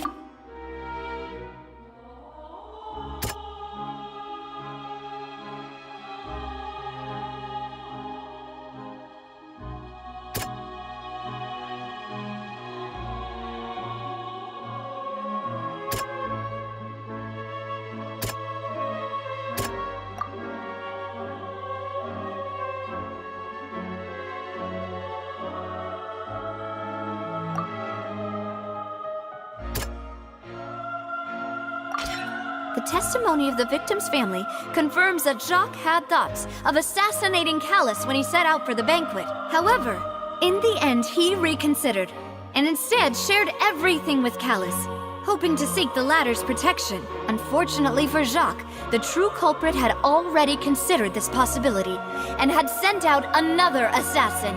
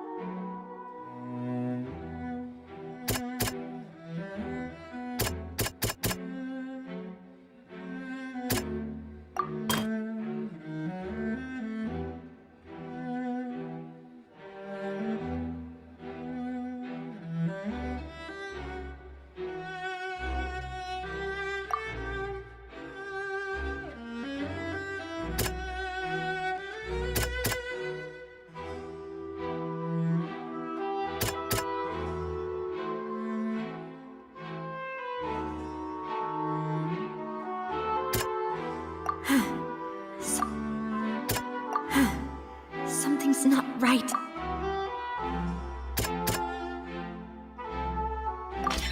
This assassin first shot Jacques, then turned to shoot Callus, only for Callus to wrestle the gun from him and kill him instead.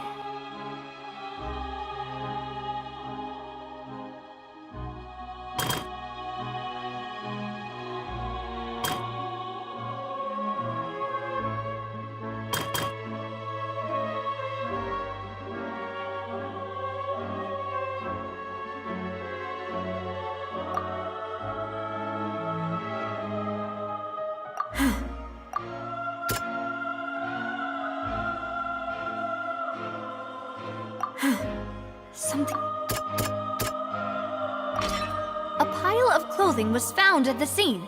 The guards once believed they were used by Jacques as a costume to disguise himself. But now, it is clear that the clothes were proof that there was a third person at the scene, and that they were turned into water after committing the murder. Since it was raining that day, the culprit was confident that they could use the rain to wash away all traces of their dissolved accomplice. Realizing this, the true culprit caused the hired assassin to dissolve into water, leading everyone to believe Callus was responsible for Jacques' murder. This is the true version of events.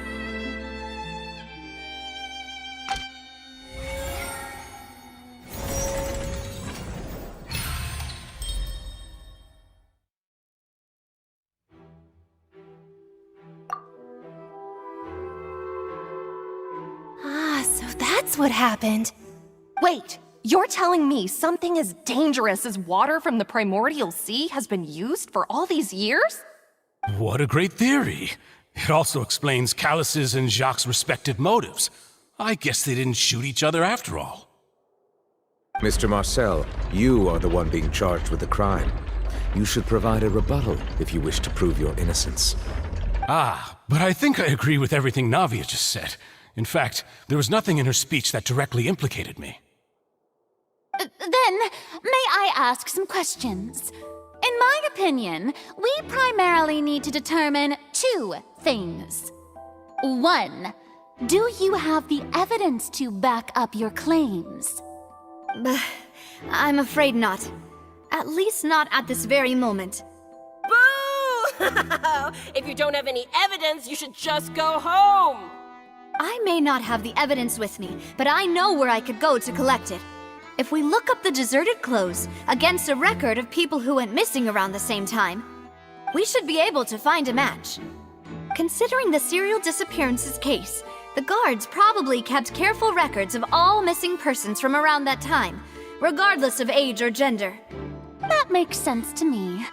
Monsieur Neuvillette, I would consider this to be a reasonable investigative direction. Why do I feel like Farina's acting a little differently today? Maybe she's scared of embarrassing herself again? Alternatively, she's become more diligent after charging an innocent citizen in the last trial. My second question has to do with the ensuing duel. If the truth is indeed as you described, then why didn't Mr. Callis explain himself in court? If he had testified that a person had been dissolved, he could have at least mounted a defense. I've thought about this too, and the answer is actually pretty simple. He felt there were things that were more important to him. The dissolving power of water from the primordial sea is an important secret for the true culprit of the serial disappearances case. My father could have exposed it for all to see, but he chose to take it to the grave. At that time, Spina di Rosula was in dire straits, and his reputation had already been shattered. He had no guarantee that going forward with the truth would allow the culprit to be brought to justice. What was certain, however, was that it would paint a gigantic target on my back. Boss once told me that Demoiselle had already been selected as the next target of the serial disappearances case. What? If the secret had gotten out, the culprit would have fought an all-out war with Espina right there and then. I wouldn't have been the only one in danger. All of us would have stood to lose our lives. Of course, the guards might eventually figure out the truth of the matter and determine that we were in the right. But what good would that do? How can a hollow verdict protect anyone? Had this opera house ever given my father any kind of confidence in its brand of justice, Spina di Rosula would have had no reason to exist. But by staying silent, we retained the ability to deter our opponents and continue the stalemate. I was able to become Spina di Rosula's president, which made me harder to target, as well as giving me more time to grow and learn. And once I have figured out the truth and stepped up to the challenge, I will do what this opera house cannot, and restore my father's truth and honor back to him. So, you mean to say, your father intended to die in the duelist's ring? That's right. Do you have any proof? Of course. All you need is to ask his opponent, Clarand. I don't need your apology, your guilt, or your support from the shadows. You don't have to do anything for my sake. But since he entrusted his will to you, Clarand, you should tell us the truth about his sacrifice. So, during the duel, did you believe that Callis was intending to die? Yes, I did. As a champion duelist, I've fought many battles and taken a countless number of dishonored lives. In my line of work, I've seen all kinds of people give their all for the faintest hope to continue living. Some were determined, others passionate, and some even manic and twisted. Just one look and I can tell if a duelist is hoping to live or if they're looking to die. I hereby swear on my name and honor as a champion duelist that Mr. Callis never intended to leave the ring alive. Since that's your testimony, I have no more questions. It appears there really are good grounds to reopen this case. I concur. However, Miss Navia, you still have not explained the link between your father's case and the serial disappearances case. Right? What she said was fascinating, but kind of beside the point. Wait, weren't they just talking about the serial disappearances case? Of course, Your Honor. The two cases are connected via a matter of timing. In my father's case, the culprit intended to kill both Jacques and Callus. As a result, they planned to act after hearing 2 gunshots. And, at the end of Linny's trial, the culprit also only dissolved the victim in front of everyone because they realized they were at risk of being identified. The culprit could only time their actions so precisely if they were already at the scene.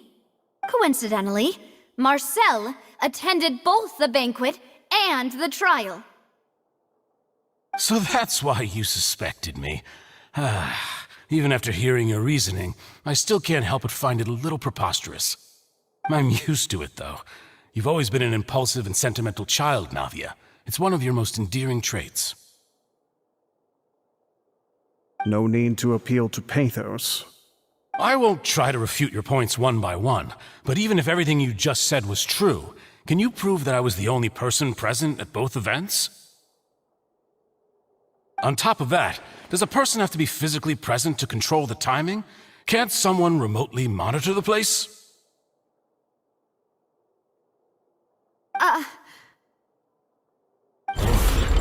Not much you can say to that. I know that even with that, you might still think you can reduce the list of suspects with some further investigations, until I'm the only one left on the list. Alas, who won't feel at least a little hurt by an accusation of murder from a girl you see as your own daughter? But if I were to dismiss this completely, you'd also think I'm not being considerate of your feelings. Ah well, let Uncle Marcel teach you another lesson. Do you know what the biggest flaw in your reasoning is? I suppose you're gonna tell me anyways. It's timing again. I'm a businessman by trade. From that standpoint, there's no reason for me to kidnap young women. It's a high-risk action with nothing to gain. In addition, I left my home in Snezhnaya when I was young to come to Poisson and work in some trade. My business only thrived when I received Callus's patronage. But the disappearances began before I ever stepped foot in Fontaine. I do apologize, demoiselle. This was my mistake. No, it's not your fault. I'm sure he had come prepared. Is there anything else you'd like to say? Would you like to check the date of my first business license against the first known case of the serial disappearances? You can also take a look at my border entry records, or ask my friends and family when I left Snezhnaya for the first time. Could those records and testimonies do something to appease the unspeakable anguish in your heart? Seems like she got the wrong guy. At this rate, Navia will be convicted for falsely accusing him. I think you've done a superb job of dissecting your father's feelings as he neared the end of his life. But aren't you going against all of his wishes and expectations right now? He wished for you to become more rational, collected, and conscientious, instead of dwelling only on your own feelings.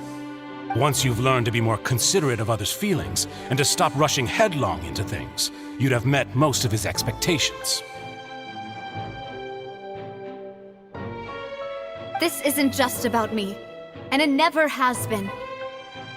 The biggest difference between me and the rest of the victims is that I still have the ability to search for the truth, while that same agency has long been taken from them.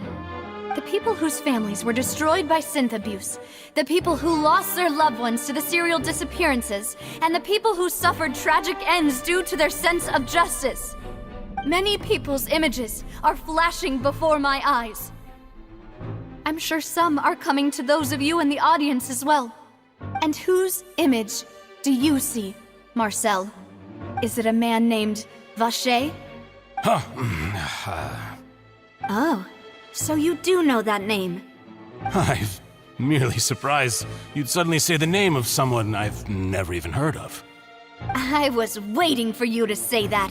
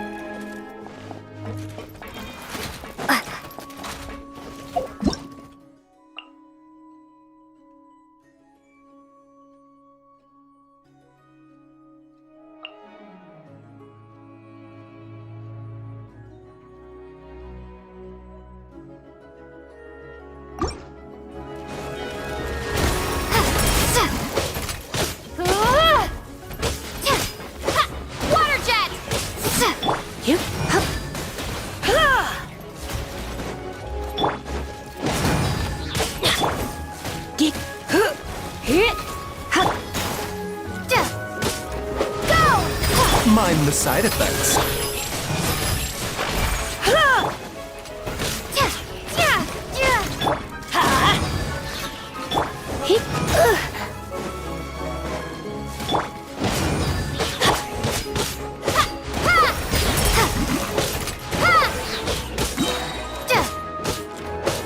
A bitter pill to swallow.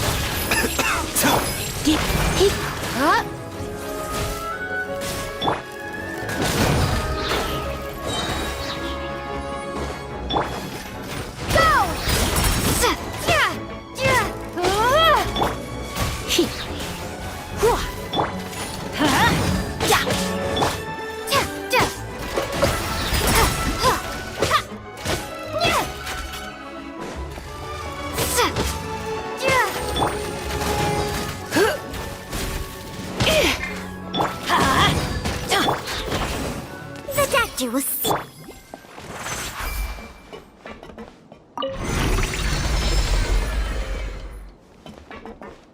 Whoa!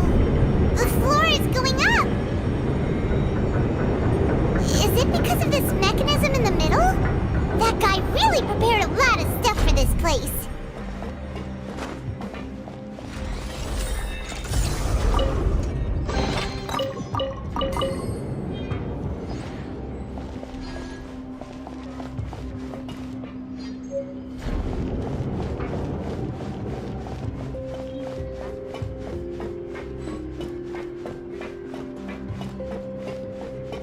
Paimon thinks we need to go up, but Paimon doesn't see a way. Let's take a look around. Maybe we'll find a hidden mechanism that'll show us the way up.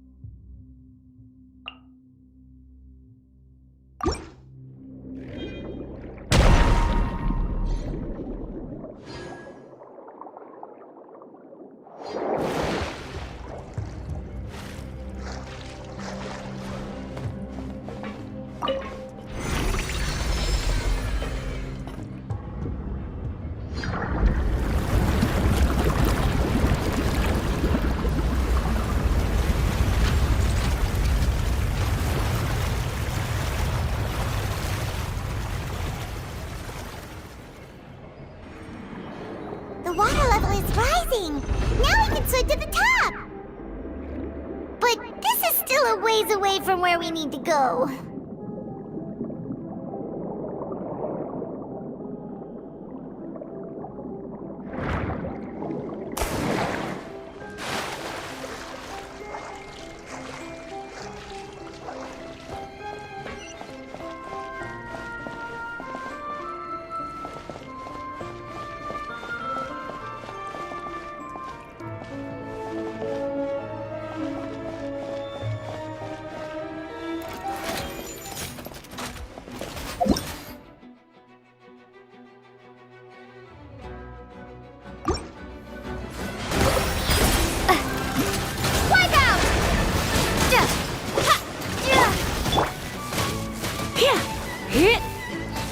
A bitter pill to swallow.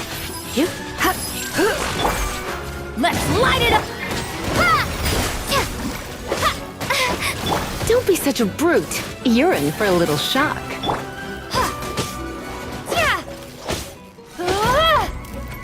Water jet! Water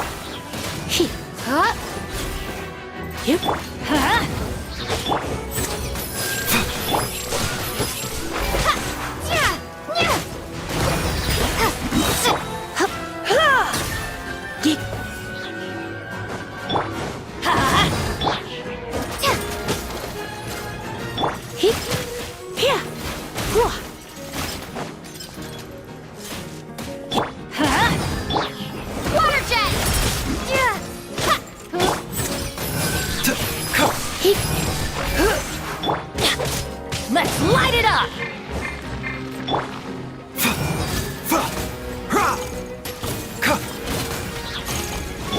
Water jet! Bombs away! A bitter pill to swallow.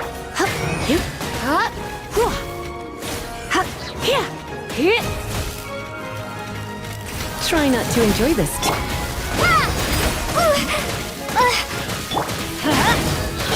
Adventure time!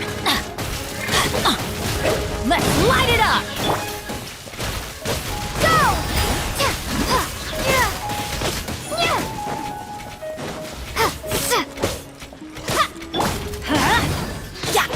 The doctor will see you now.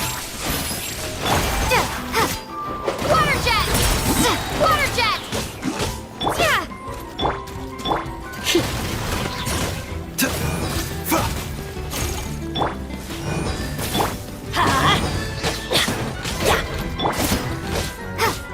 Water jet! A bitter pill to swallow.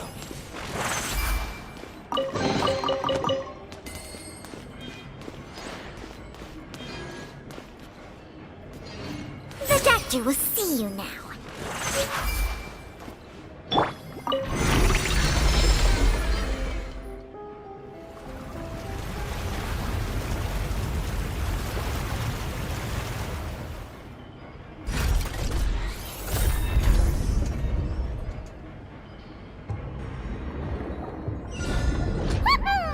Now the path is clear! Let's go!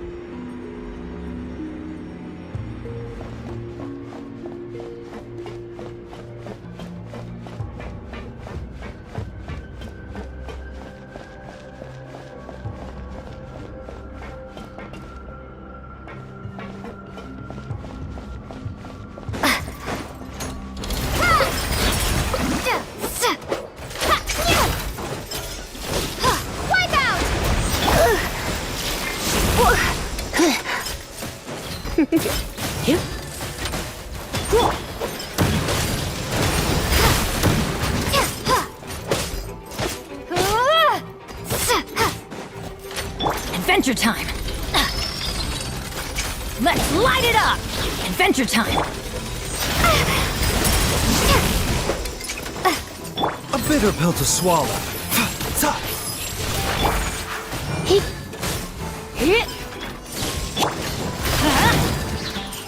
Everybody stand back! Come a little. Let's light it up!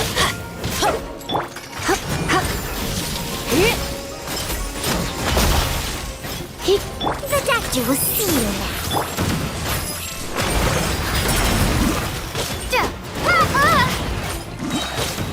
Bombs away!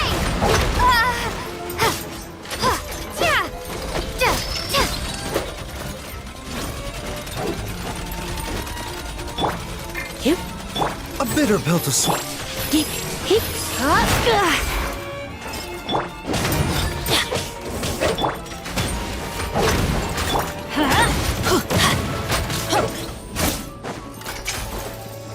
Let's light it up! The doctor will see you now.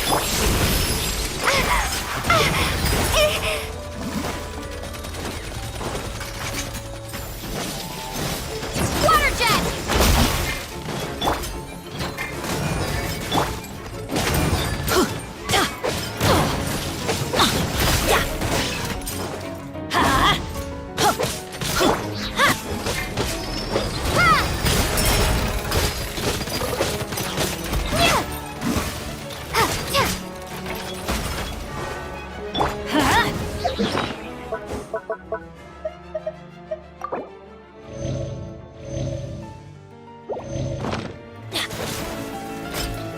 we go! Let's light it up! Remember, health comes first. Go! Let's spark things up a little.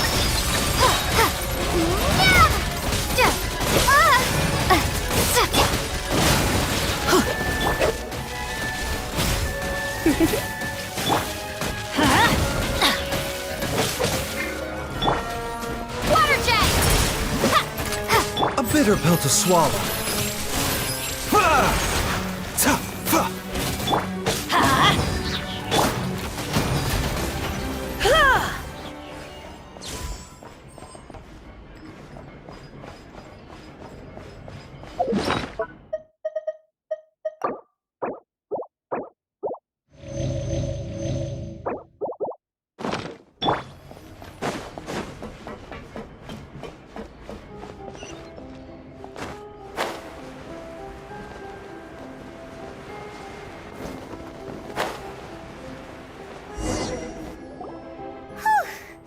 After all that, we finally made it to the innermost sanctum. Though, as expected, the mastermind isn't here. That's right. Then let's hurry up and find some evidence so we can get back to the Opera House and help Navia.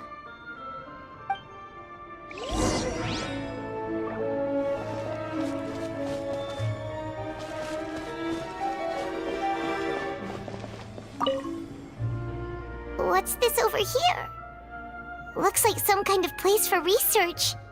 Experiment number 16 aims to verify Jacob Ingold's research conclusions on the primordial sea and use his theory as a foundation to achieve a breakthrough. The experiment was a failure. No individual managed to resurface from the water from the primordial sea. Female specimens 22, 23, and 24 were dissolved.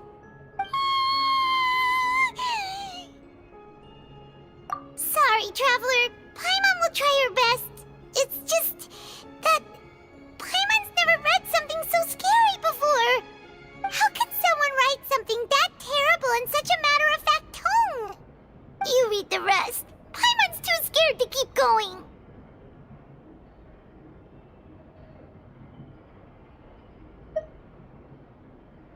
So that's why he did all of these experiments. Wait, did he really think he'd be able to find a way just by dissolving people over and over? That's just insane! Huh? Isn't that the name you heard by the fountain? Paimon thought he was an eyewitness in the serial disappearances case. You mean Vache is the one who did all of these... experiments?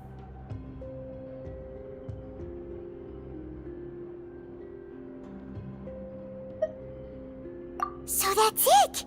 Vache was no victim, but personally took his lover and...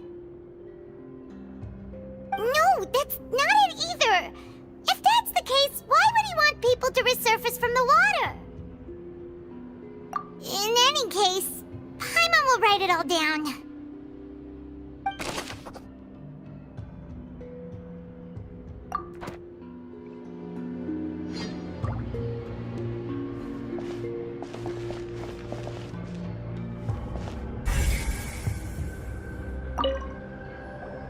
Whoa! There's so much synth here! And so many bottles of ingredients that probably just contain the waters of the primordial sea.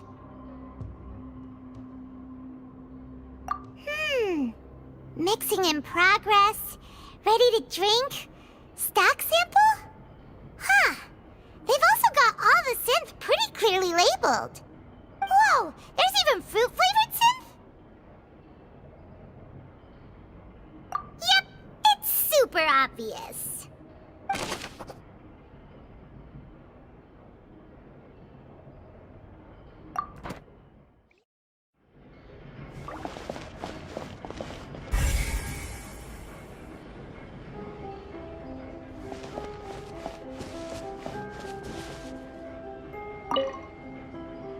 What's all this?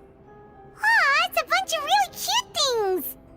pink accessories, a hair tie, a necklace, even a makeup box. Oh, Paimon sees it too, but why are all these cute things labeled with different girls' names?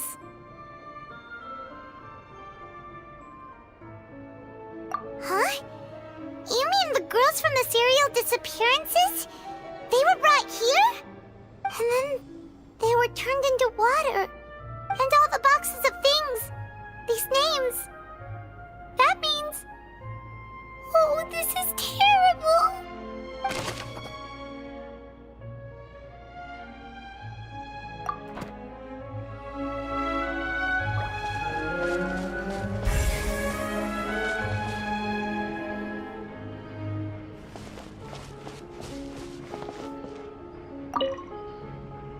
Oh, look! There's an important-looking basin over here, and it's full of water! That means this is where they make all the synth! And that special water is the main ingredient! If you dilute it with normal water, you'll get synth, but the pure stuff can dissolve a human! Paimon will take notes on this incriminating evidence.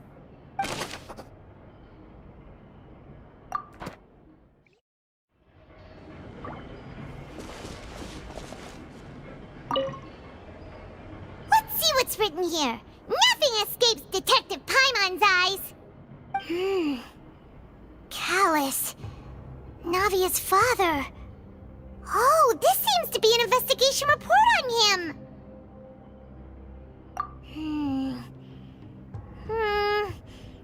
Yep, it's about finding someone to assassinate Jacques and Callus because of a lack of confidence that Jacques himself would go through with it. This should prove the existence of the third person, right? We still have not determined the exact content of the key information Callus has passed on to certain members of his organization. The old dog's a real menace to deal with. Even if he abides by the promise he's made to us, he will still have the upper hand. He can act whenever he wants to make our lives miserable. The only option left is to remove him from the picture entirely. I concur. Let's send someone to kill him. He won't declare war as long as we don't touch Navia. Oh, seems like we've got a bunch of correspondence between the higher-ups. They're all just so evil.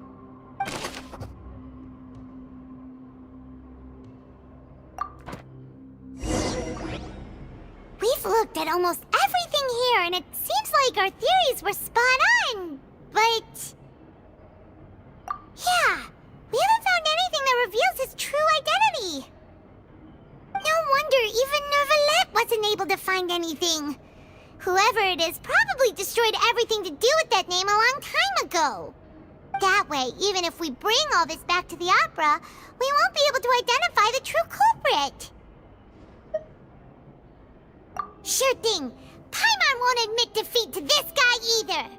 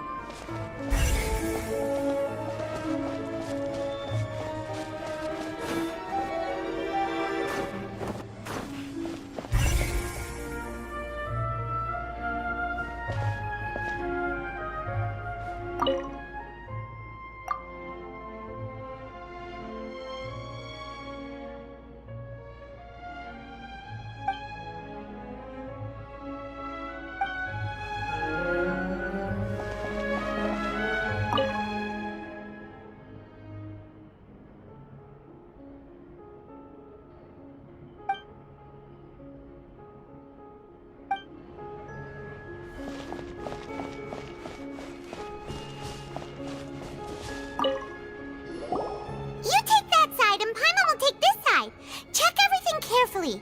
We'll find something for sure.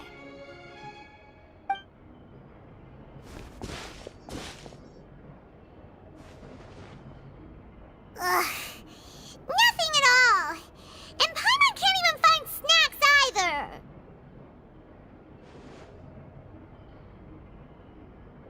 Whoa, really? Let Paimon see. Vinier. Isn't that Vache's lover's name? Then you found her diary. Let's see. Aw. It's just a normal diary chronicling their love story. She was so sweet, too. Oh, Paimon feels even worse for her now.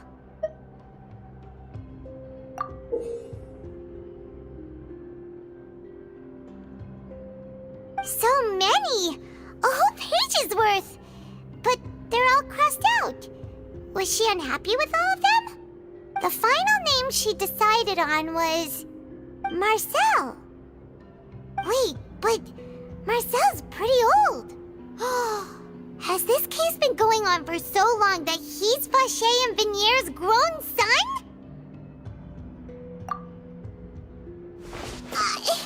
Hey! Paimon still hasn't figured it out yet.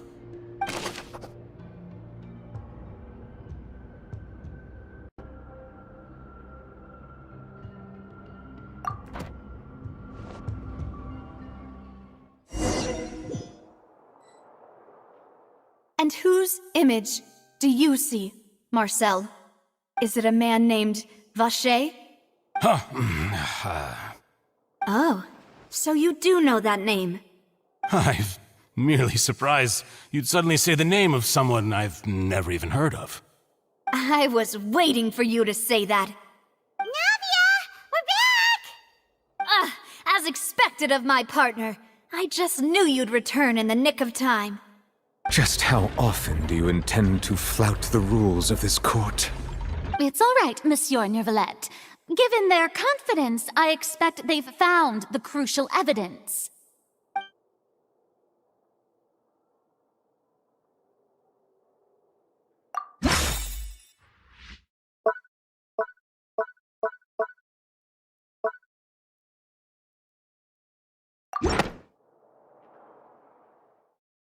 But the truth of it, Marcel, is that you've always been Vache. Huh? We've investigated your lair and we already know everything! After your lover, Vinier, was dissolved, you kept abducting young women to experiment on the hopes of bringing her back to you! You even created Marcel as a new identity and destroyed all records of your past as Vache! So that's it. Even the villains in opera performances rarely go that far. And with that, Marcel's motive has now been established. This information regarding your past also dismantles your prior timing defense. Well, Marcel, do you know where you went wrong? You fixated your gaze on the lover that passed away, instead of paying attention to the living people around you. So, you never noticed how we changed, or how we grew as individuals. You also never understood Boss's real expectations for his daughter. Or our determination to see things through. Your determination.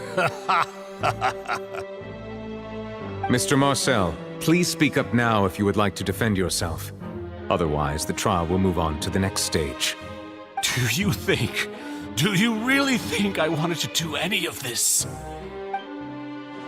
Pay attention to you? What for? Have you ever paid attention to me? Ever empathized with my pain? Ever known how it feels to watch the love of your life dissolve right in front of your eyes? No one helped me. No one even believed me. All those decades ago, even the officers from the Maison Gardiennage were laughing at me. They said there's no way a human being can turn into water. So I must have gone mad from grief. Vinier's death was brushed away by all of you as if it didn't matter at all. Well, now you know, don't you? Ha! Well, it's too late now. All those who were dissolved are gone forever. You only have yourselves to blame. You set up this ornate opera house in pursuit of your so-called justice, your beloved drama, while turning a blind eye to the suffering of the people. Vignier is dead. We promised each other that we would always be together. Wherever she goes, I will follow. But I'm not from this blasted place, so I can't be dissolved, no matter what I do. Hey, is that water from the primordial sea that he's drinking? I can't dissolve! Can't dissolve!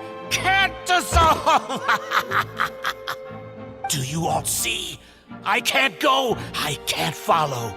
So if I can't go where she is, what choice do I have but to try to bring her back?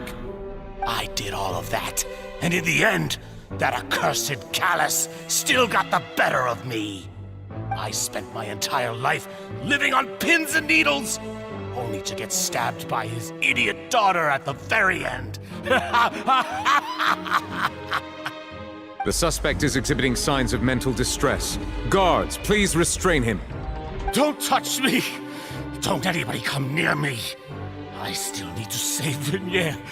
A promise. We made a promise. Vignier. Vignier! Please, Vignier. Don't think badly of me. All I want to do is fulfill our promise. At this point, the verdict of this trial is clear. With Mr. Marcel's conviction, the charges against Mr. Tartaglia no longer have any basis. Fine by me. I was in a bad mood, but after a show like that, I'm actually feeling pretty good. Traveler, please submit all the evidence you have collected to the guards, so that I might review and summarize the truth behind the serial disappearances case. The man now known as Marcel was originally named Vacher and worked as an adventurer with his partner and lover Vignier. During an underwater expedition, Vignier accidentally came into contact with water from the primordial sea and was dissolved in front of Vacher as a result. Vacher learned of the primordial water's existence through the work of others and began to kidnap young women for research, with the goal of discovering a method to restore Vignier back to life. To cover his tracks, he invented the new alias of Marcel and began to operate a business in Poisson. During the course of his research, Vacher discovered that a diluted concoction of water from the primordial sea can induce feelings of euphoria, and began to manufacture and market synth. However, as he accumulated wealth to fund his continued research and expanded the scope, he came into conflict with Spina di Rosula. After exchanging blows with Spina di Rosula for many years, Vacher decided to assassinate their president Callus at a banquet. Although the assassination did not go as Vacher expected, he was able to turn Callus into the murder suspect by dissolving the assassin he sent to the scene. And just recently, Vacher attempted to frame Linny as the culprit of the serial disappearances case, using a similar method. However, his attempt to frame Linny failed, and the power of water from the primordial sea became public knowledge. This case also exposed enough of Vacher's machinations that he was eventually successfully charged in court. Thus concludes the enigmatic history of the serial disappearances case, with the truth revealed to all.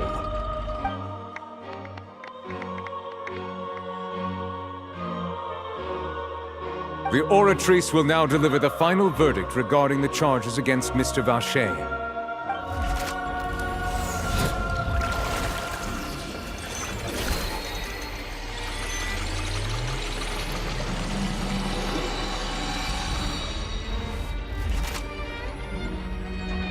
According to the judgment of the Oratrice Mécanique d'Analyse Cardinale, Mr. Vacher is guilty.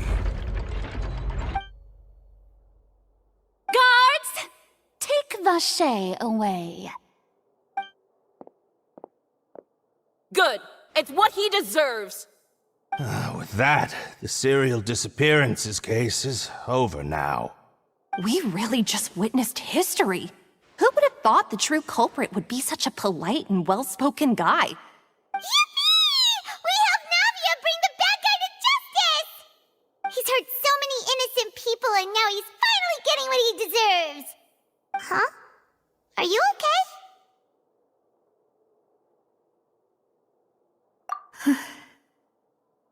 Demoiselle, you were absolutely brilliant.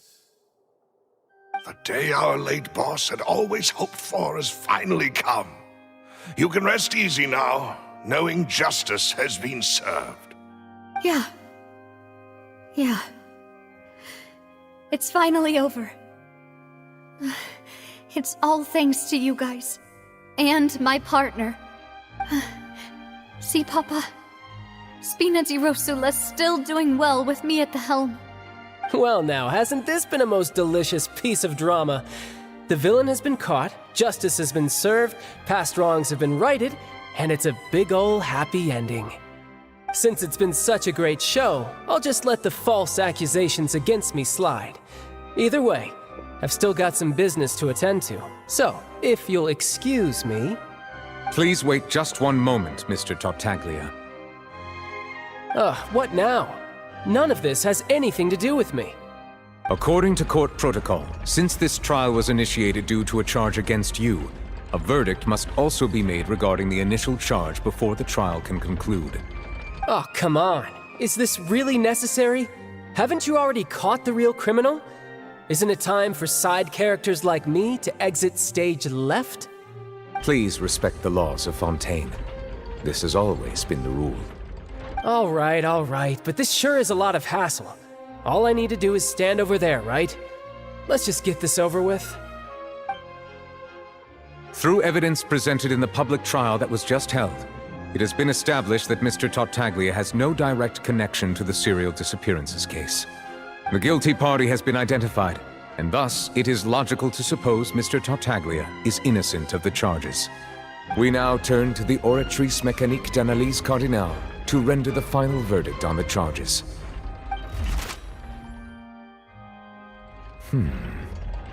According to the judgment of the Oratrice Mécanique d'Analyse Cardinale, Mr. Tartaglia is guilty. What? Hey! That's not funny! Didn't you just say I'm supposed to be innocent? What's with this verdict? Is your justice machine malfunctioning? Huh? This has never happened before. The Oratrice actually returned a different verdict from the Chief Justice.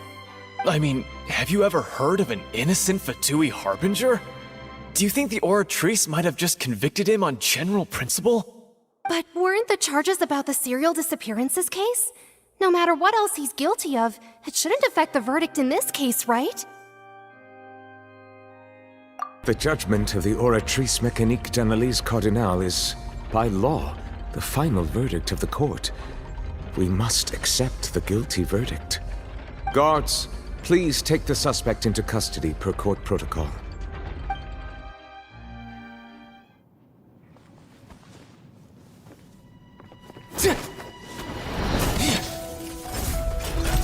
So this is how justice is done in Fontaine. What a joke. You've got your rules. Well, I've got mine too!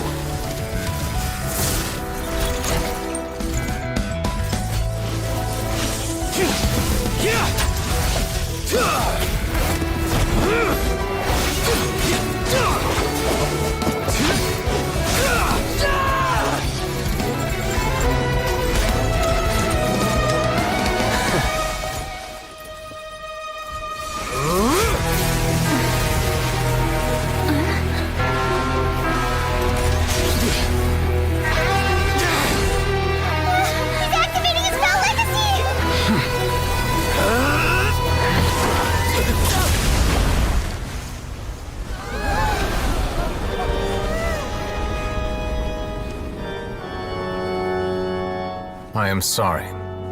If you have been wronged, we will find the truth. But the rules of the court must be upheld.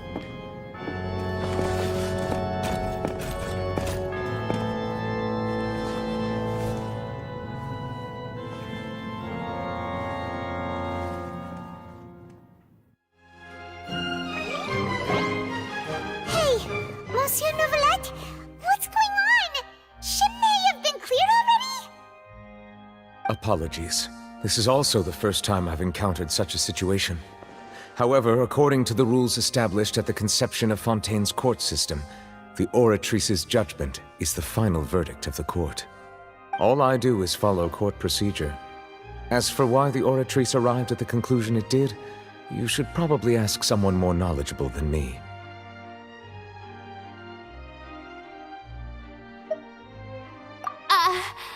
Why are you looking at me? I had nothing to do with it! I don't know what happened there either! Hey, stop staring at me! What does Lady Farina mean by that?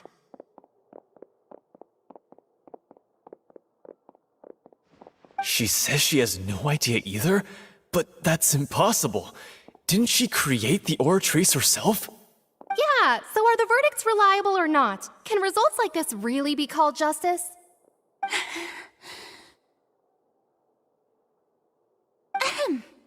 My dearest citizens, did you really think we'd allow an incorrect verdict to be handed out in this court?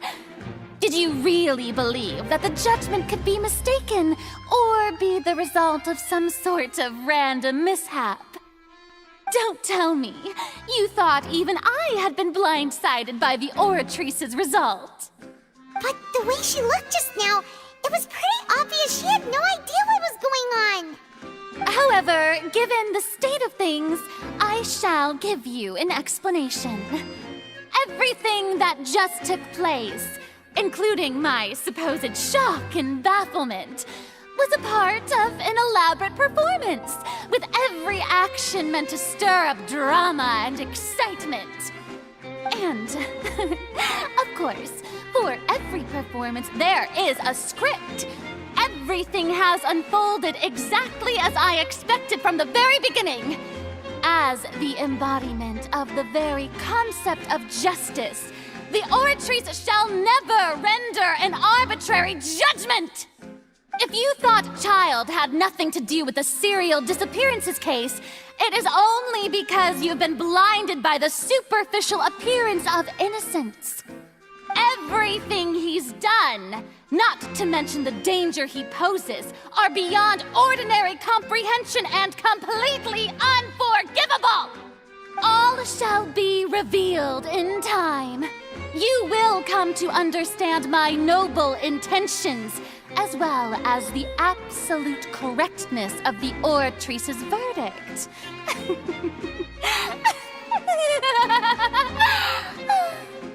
Now, having said that, although I hate to leave things hanging in suspense, it is now time for this performance to end. As the lead actress, I shall be the first to take my leave. Toodaloo! So she chose to make her escape after all, did she? So you're saying we shouldn't put much stock into what she just said? She probably just put on that performance to save face. As for the truth, it's unlikely that she actually has any idea. However, please be assured that I will continue to investigate this case in a personal capacity. Just as I promised, if the judgment has been incorrect, we will do our utmost to clear his name. All right. Even though we feel pretty badly for him, we'll take your word for it for now. After all, he's done plenty of bad stuff, so he should have known he'd go to prison someday, right?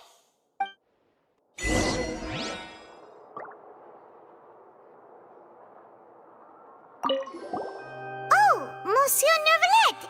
That power you showed when you took him down. Who are you really? I'm the Chief Justice of Fontaine, of course. If officers of the law lack the strength and capability to enforce it, then it makes a mockery of justice.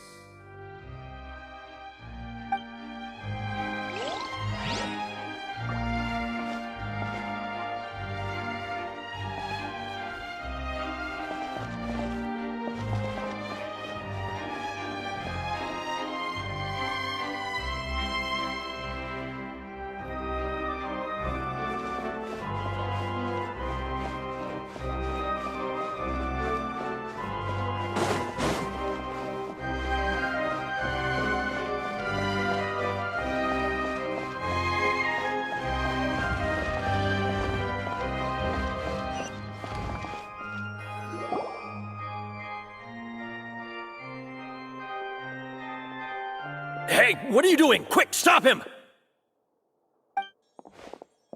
Traveler! Hey! Traveler! Marcel! What are you doing over here? Stop resisting arrest! Cease, or we'll add another charge to the list! No, wait! I just want to ask the Traveler something. I'm not looking to run away. Please, just let me ask this one small thing. Go on. Thank you. I was being led away when I finally realized something. Where did you first hear the name Vacher? I erased all records of that name. So, unless... Are you still trying to prove your innocence? Give it up, you've already been convicted.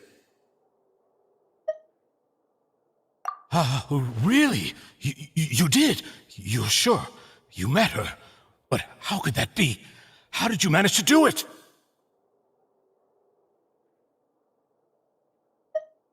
The Fountain of Lucine? Then she's been so close to me all along. And I just never... Please give me a chance to talk to her again. Just let the Traveler take me to the fountain to see her one last time. This is the last request I'll ever make in my life. You can do whatever you want to me afterwards. I don't care. What? Give an inch and you want to take a mile? Do you think serial killers get to make requests like that? Paimon agrees. Why should we give him what he wants when he's only done a ton of super terrible things? This request, is it worth as much to you as your life? Of course! Wait, no. It's worth even more than my life. Humans. Will they betray the instinct to live just to satisfy spiritual needs? Very well. I will grant your request. Your Honor, I fear that... I will go with him. You do not need to worry about any escape. In that case, I shall leave him in your most capable hands, Chief Justice. Thank you, Your Honor.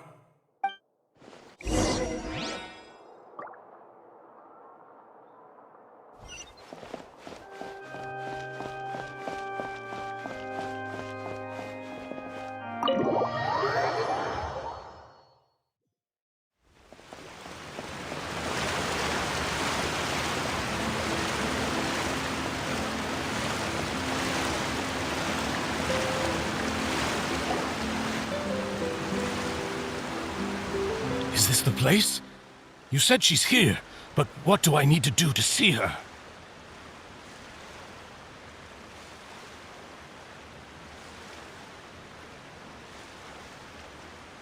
Yeah, and even Paimon could hear her after drinking that thing. Didn't you just drink a lot of it on the stage as well? Oh, in that case... Vacher!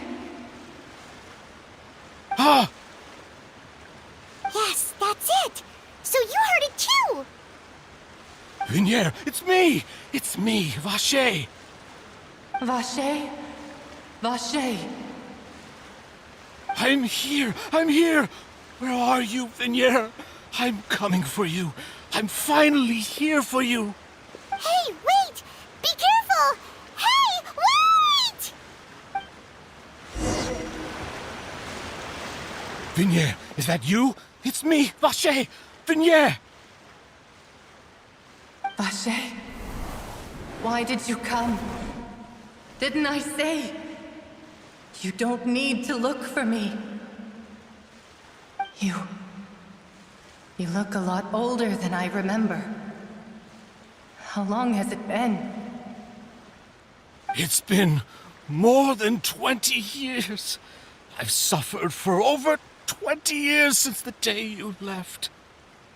All this time, only the thought of bringing you back has kept me alive. Nothing else mattered to me. I must be dreaming. Who would have thought I'd get the chance to tell you all of my feelings like this? Vignier, you are my everything.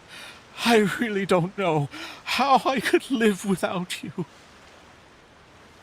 But Vacher, if you ask me, this world would be better off without you. What are you saying? If not for you, I would have finished my law degree and probably become a top-tier attorney one day. If not for you, I would have continued to pursue my love of the arts, and my works would have been displayed in the Palais Mermonia itself. If not for you, I would at least have been able to take care of my mother. And she would not have grown old and died alone, with nothing but the tears on her cheeks. It's all because of your selfishness, Vache. It's all because of you. You... Wait, you are not Vignier. Who are you? You're right. I am not Vignier. I am the sacrifices. Every woman who died by your hand, as our bodies dissolved, our consciousnesses flowed back to the primordial sea. Our thoughts circulated endlessly within the primordial sea, and we were no longer individuals, but we became one, just as streams of water come together in the sea. I'm Cressy. I'm Lemony. I'm Azine. The only one I am not is Vignier. Why? But then, where is Vignier? She doesn't want to see you anymore.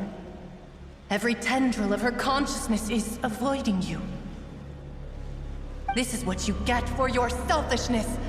Your selfishness robbed us of our lives and our futures. You said time and time again that you'd do any and everything for her.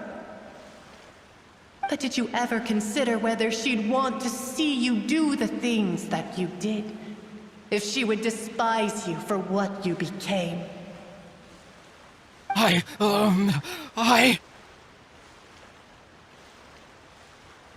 You are a liar, a heartless murderer, and a cowardly narcissist. The only thing you are not is Vignier's beloved. From the moment your first victim died and her consciousness merged with Vignier's, she has had nothing but pure hatred for you.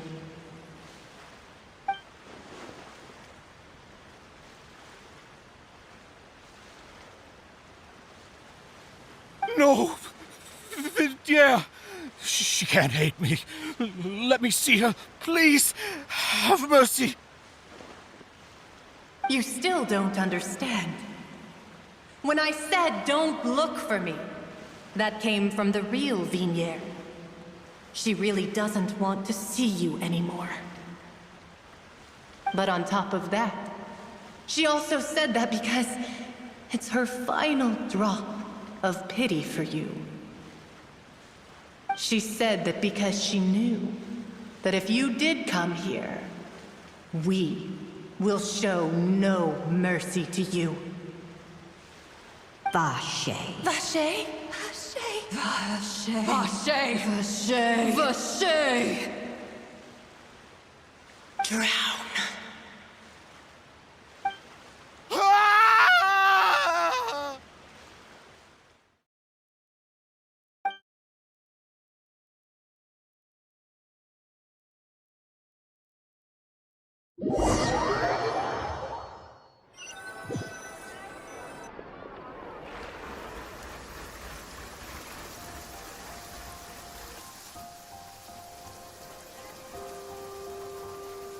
Finally, we have some time to do shopping.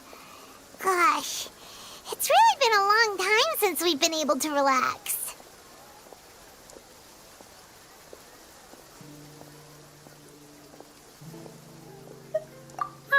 Well met, partner.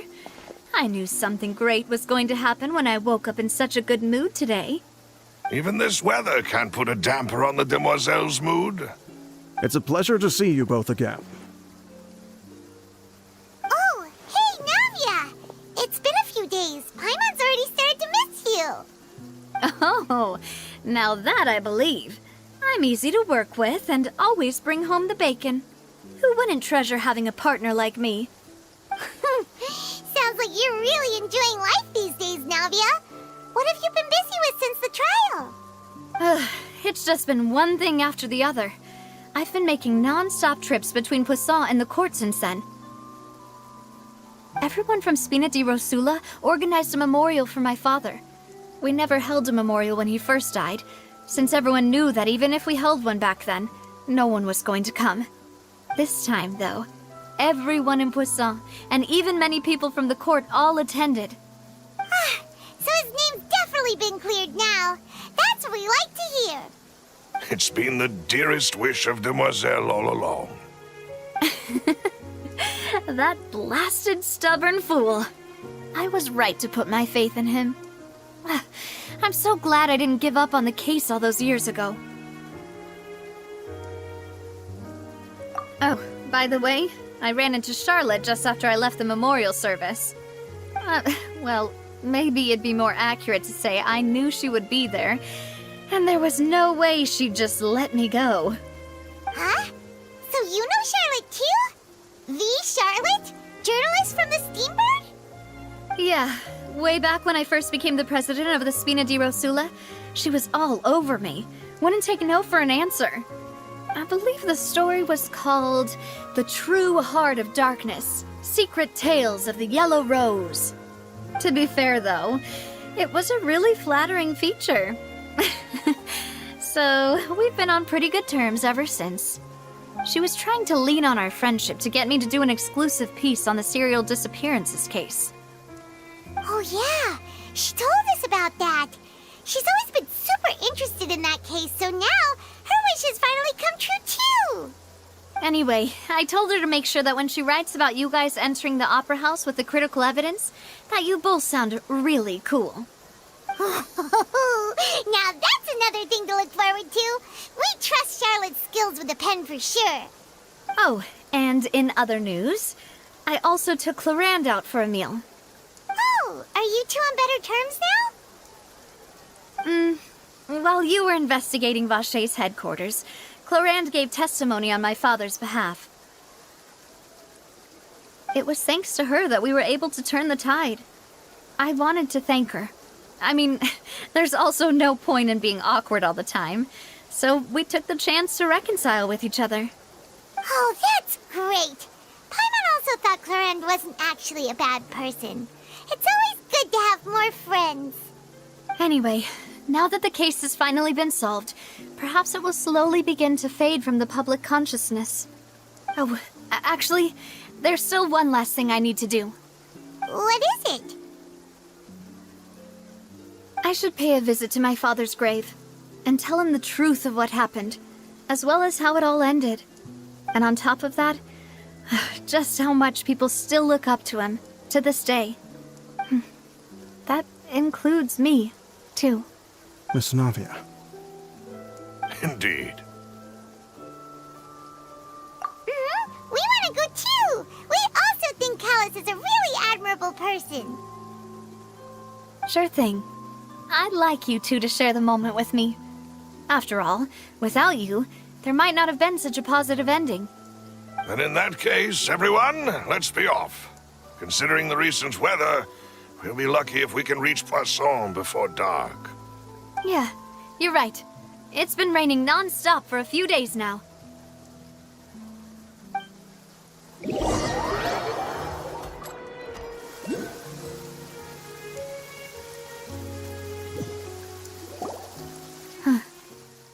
This is where my father's grave is. To be perfectly honest, even I haven't been back here for a long time. Huh? There's someone there already. Wait. That figure. It can't be... Isn't that Nervalette? Why would the Chief Justice be here? Huh? Navia?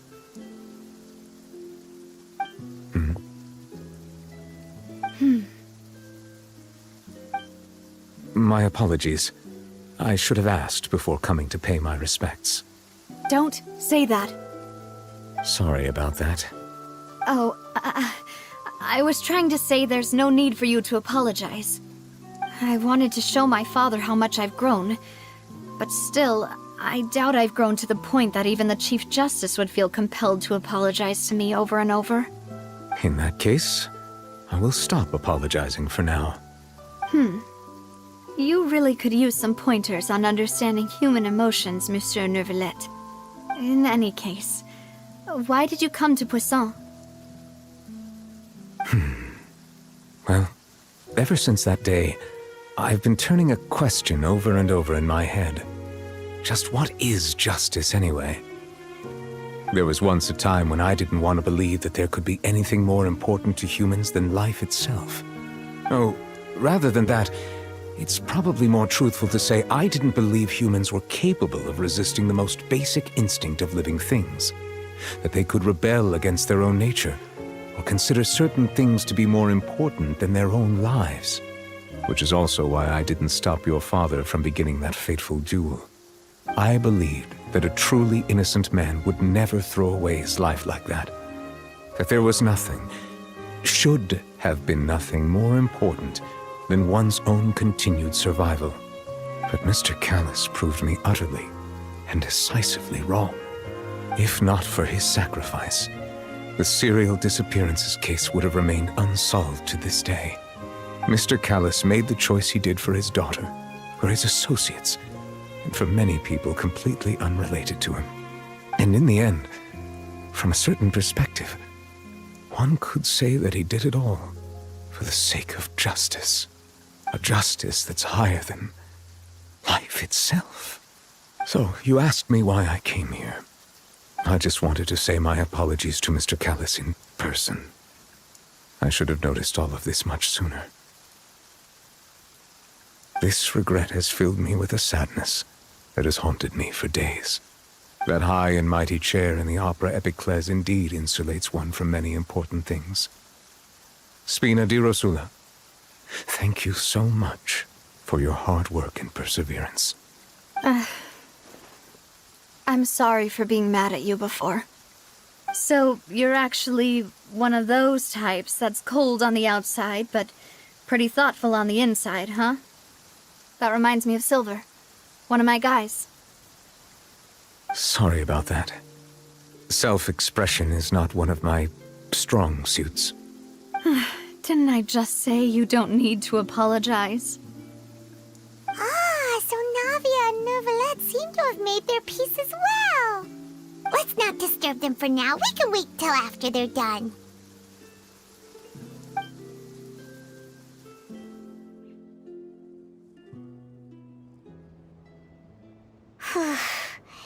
Paimon's never paid respects at someone's grave before. Did Paimon do anything rude there? Huh? Oh, Paimon didn't know that was a thing. But Paimon doesn't know what she would do if she can't fly. Oh no. Paimon hopes Miss Navia won't be too mad. Anyway, Neuvillette is still standing around there. It's not often that we can catch him alone like this, so why don't we go talk to him for a bit? If we can't talk to Lady Farina, we can at least talk to him, right?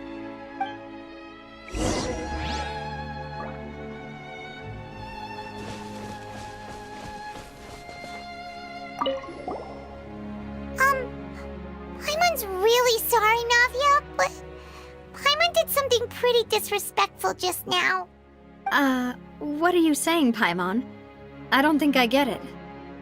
Well, aren't you not supposed to fly around someone's grave? Huh? Who told you that? Hey, Traveler! Why did you mess with Paimon again?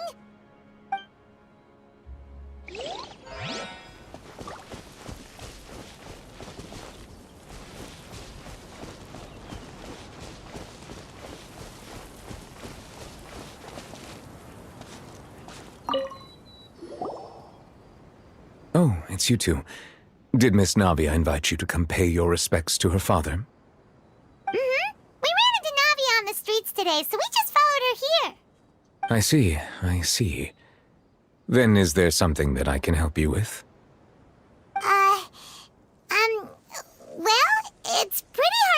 to you like this since you're usually super busy. So we figured we could try to ask you a few questions, if that's okay. Please feel free. Though outsiders, you helped us solve one of the greatest mysteries in Fontaine, and it would be my pleasure to return the favor.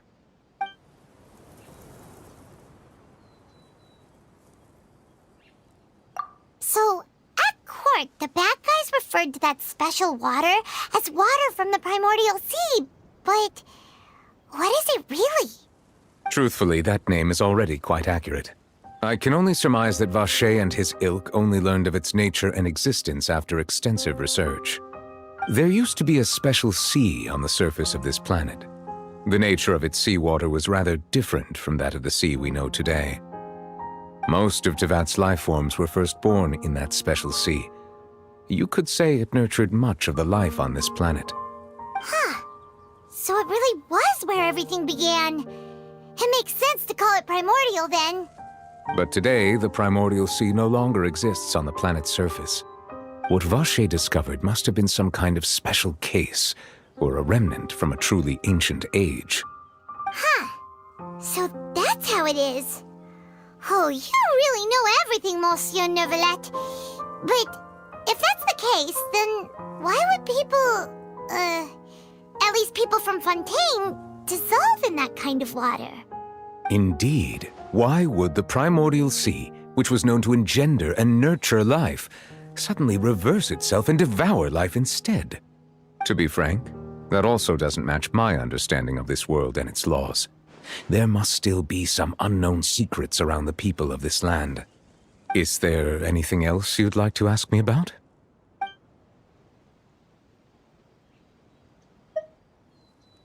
That the sea levels will rise and everyone will be dissolved in water, leaving Farina crying alone on her throne, but the sins of the people will be finally washed away for good.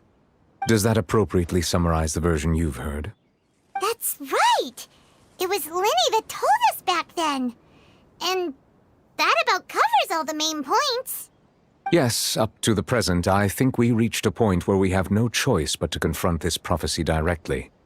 Rumors have it that this prophecy is rooted in the last words the former Hydro Archon left to the world before she passed away. A prophecy? Of the former Hydro Archon? Wow. This is the first time that we've ever heard of it.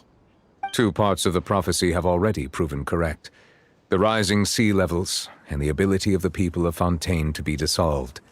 We should be more vigilant and stay on the watch for further signs. Speaking of the prophecy, Farina has also always taken it quite seriously. Indeed, she has been collecting information and intelligence from across Tevat for this purpose. If the rumors were true, then perhaps this prophecy is the conundrum left to Farina by her predecessor. But with Farina being the way she is, can we really trust her to solve it? Is there anything else you'd like to ask me about? My apologies. My investigation has still not reached its conclusion. However, I still believe the judgment of the Oratrice was not rendered arbitrarily. But you also said you thought he was innocent. For many years, I have been quite aware that the Oratrice does not simply mechanically repeat the verdict that I give on each case.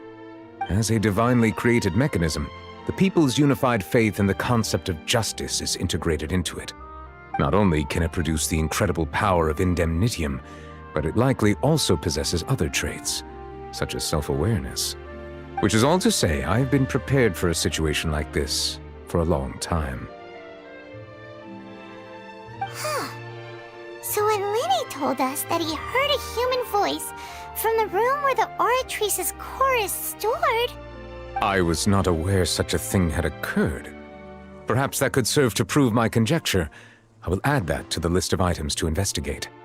In any case, I am inclined to believe that the Oratrice does have a methodology all its own. We just do not have enough information. Based on Farina's reaction, I doubt even she had any idea what was going on. She managed to bluff her way through it, though, with her time-tested twin tricks of bravado and drama.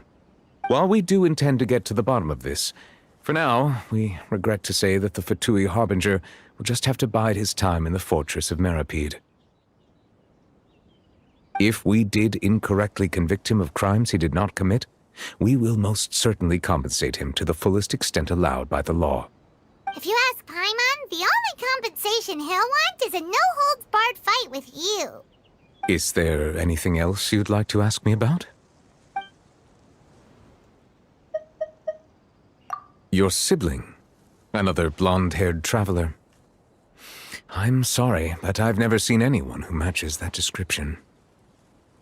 If he ever stepped foot in Fontaine, I'm sure he followed our laws to the letter, and had no reason to appear on the stage of the opera Epicles. Is there anything else you'd like to ask me about?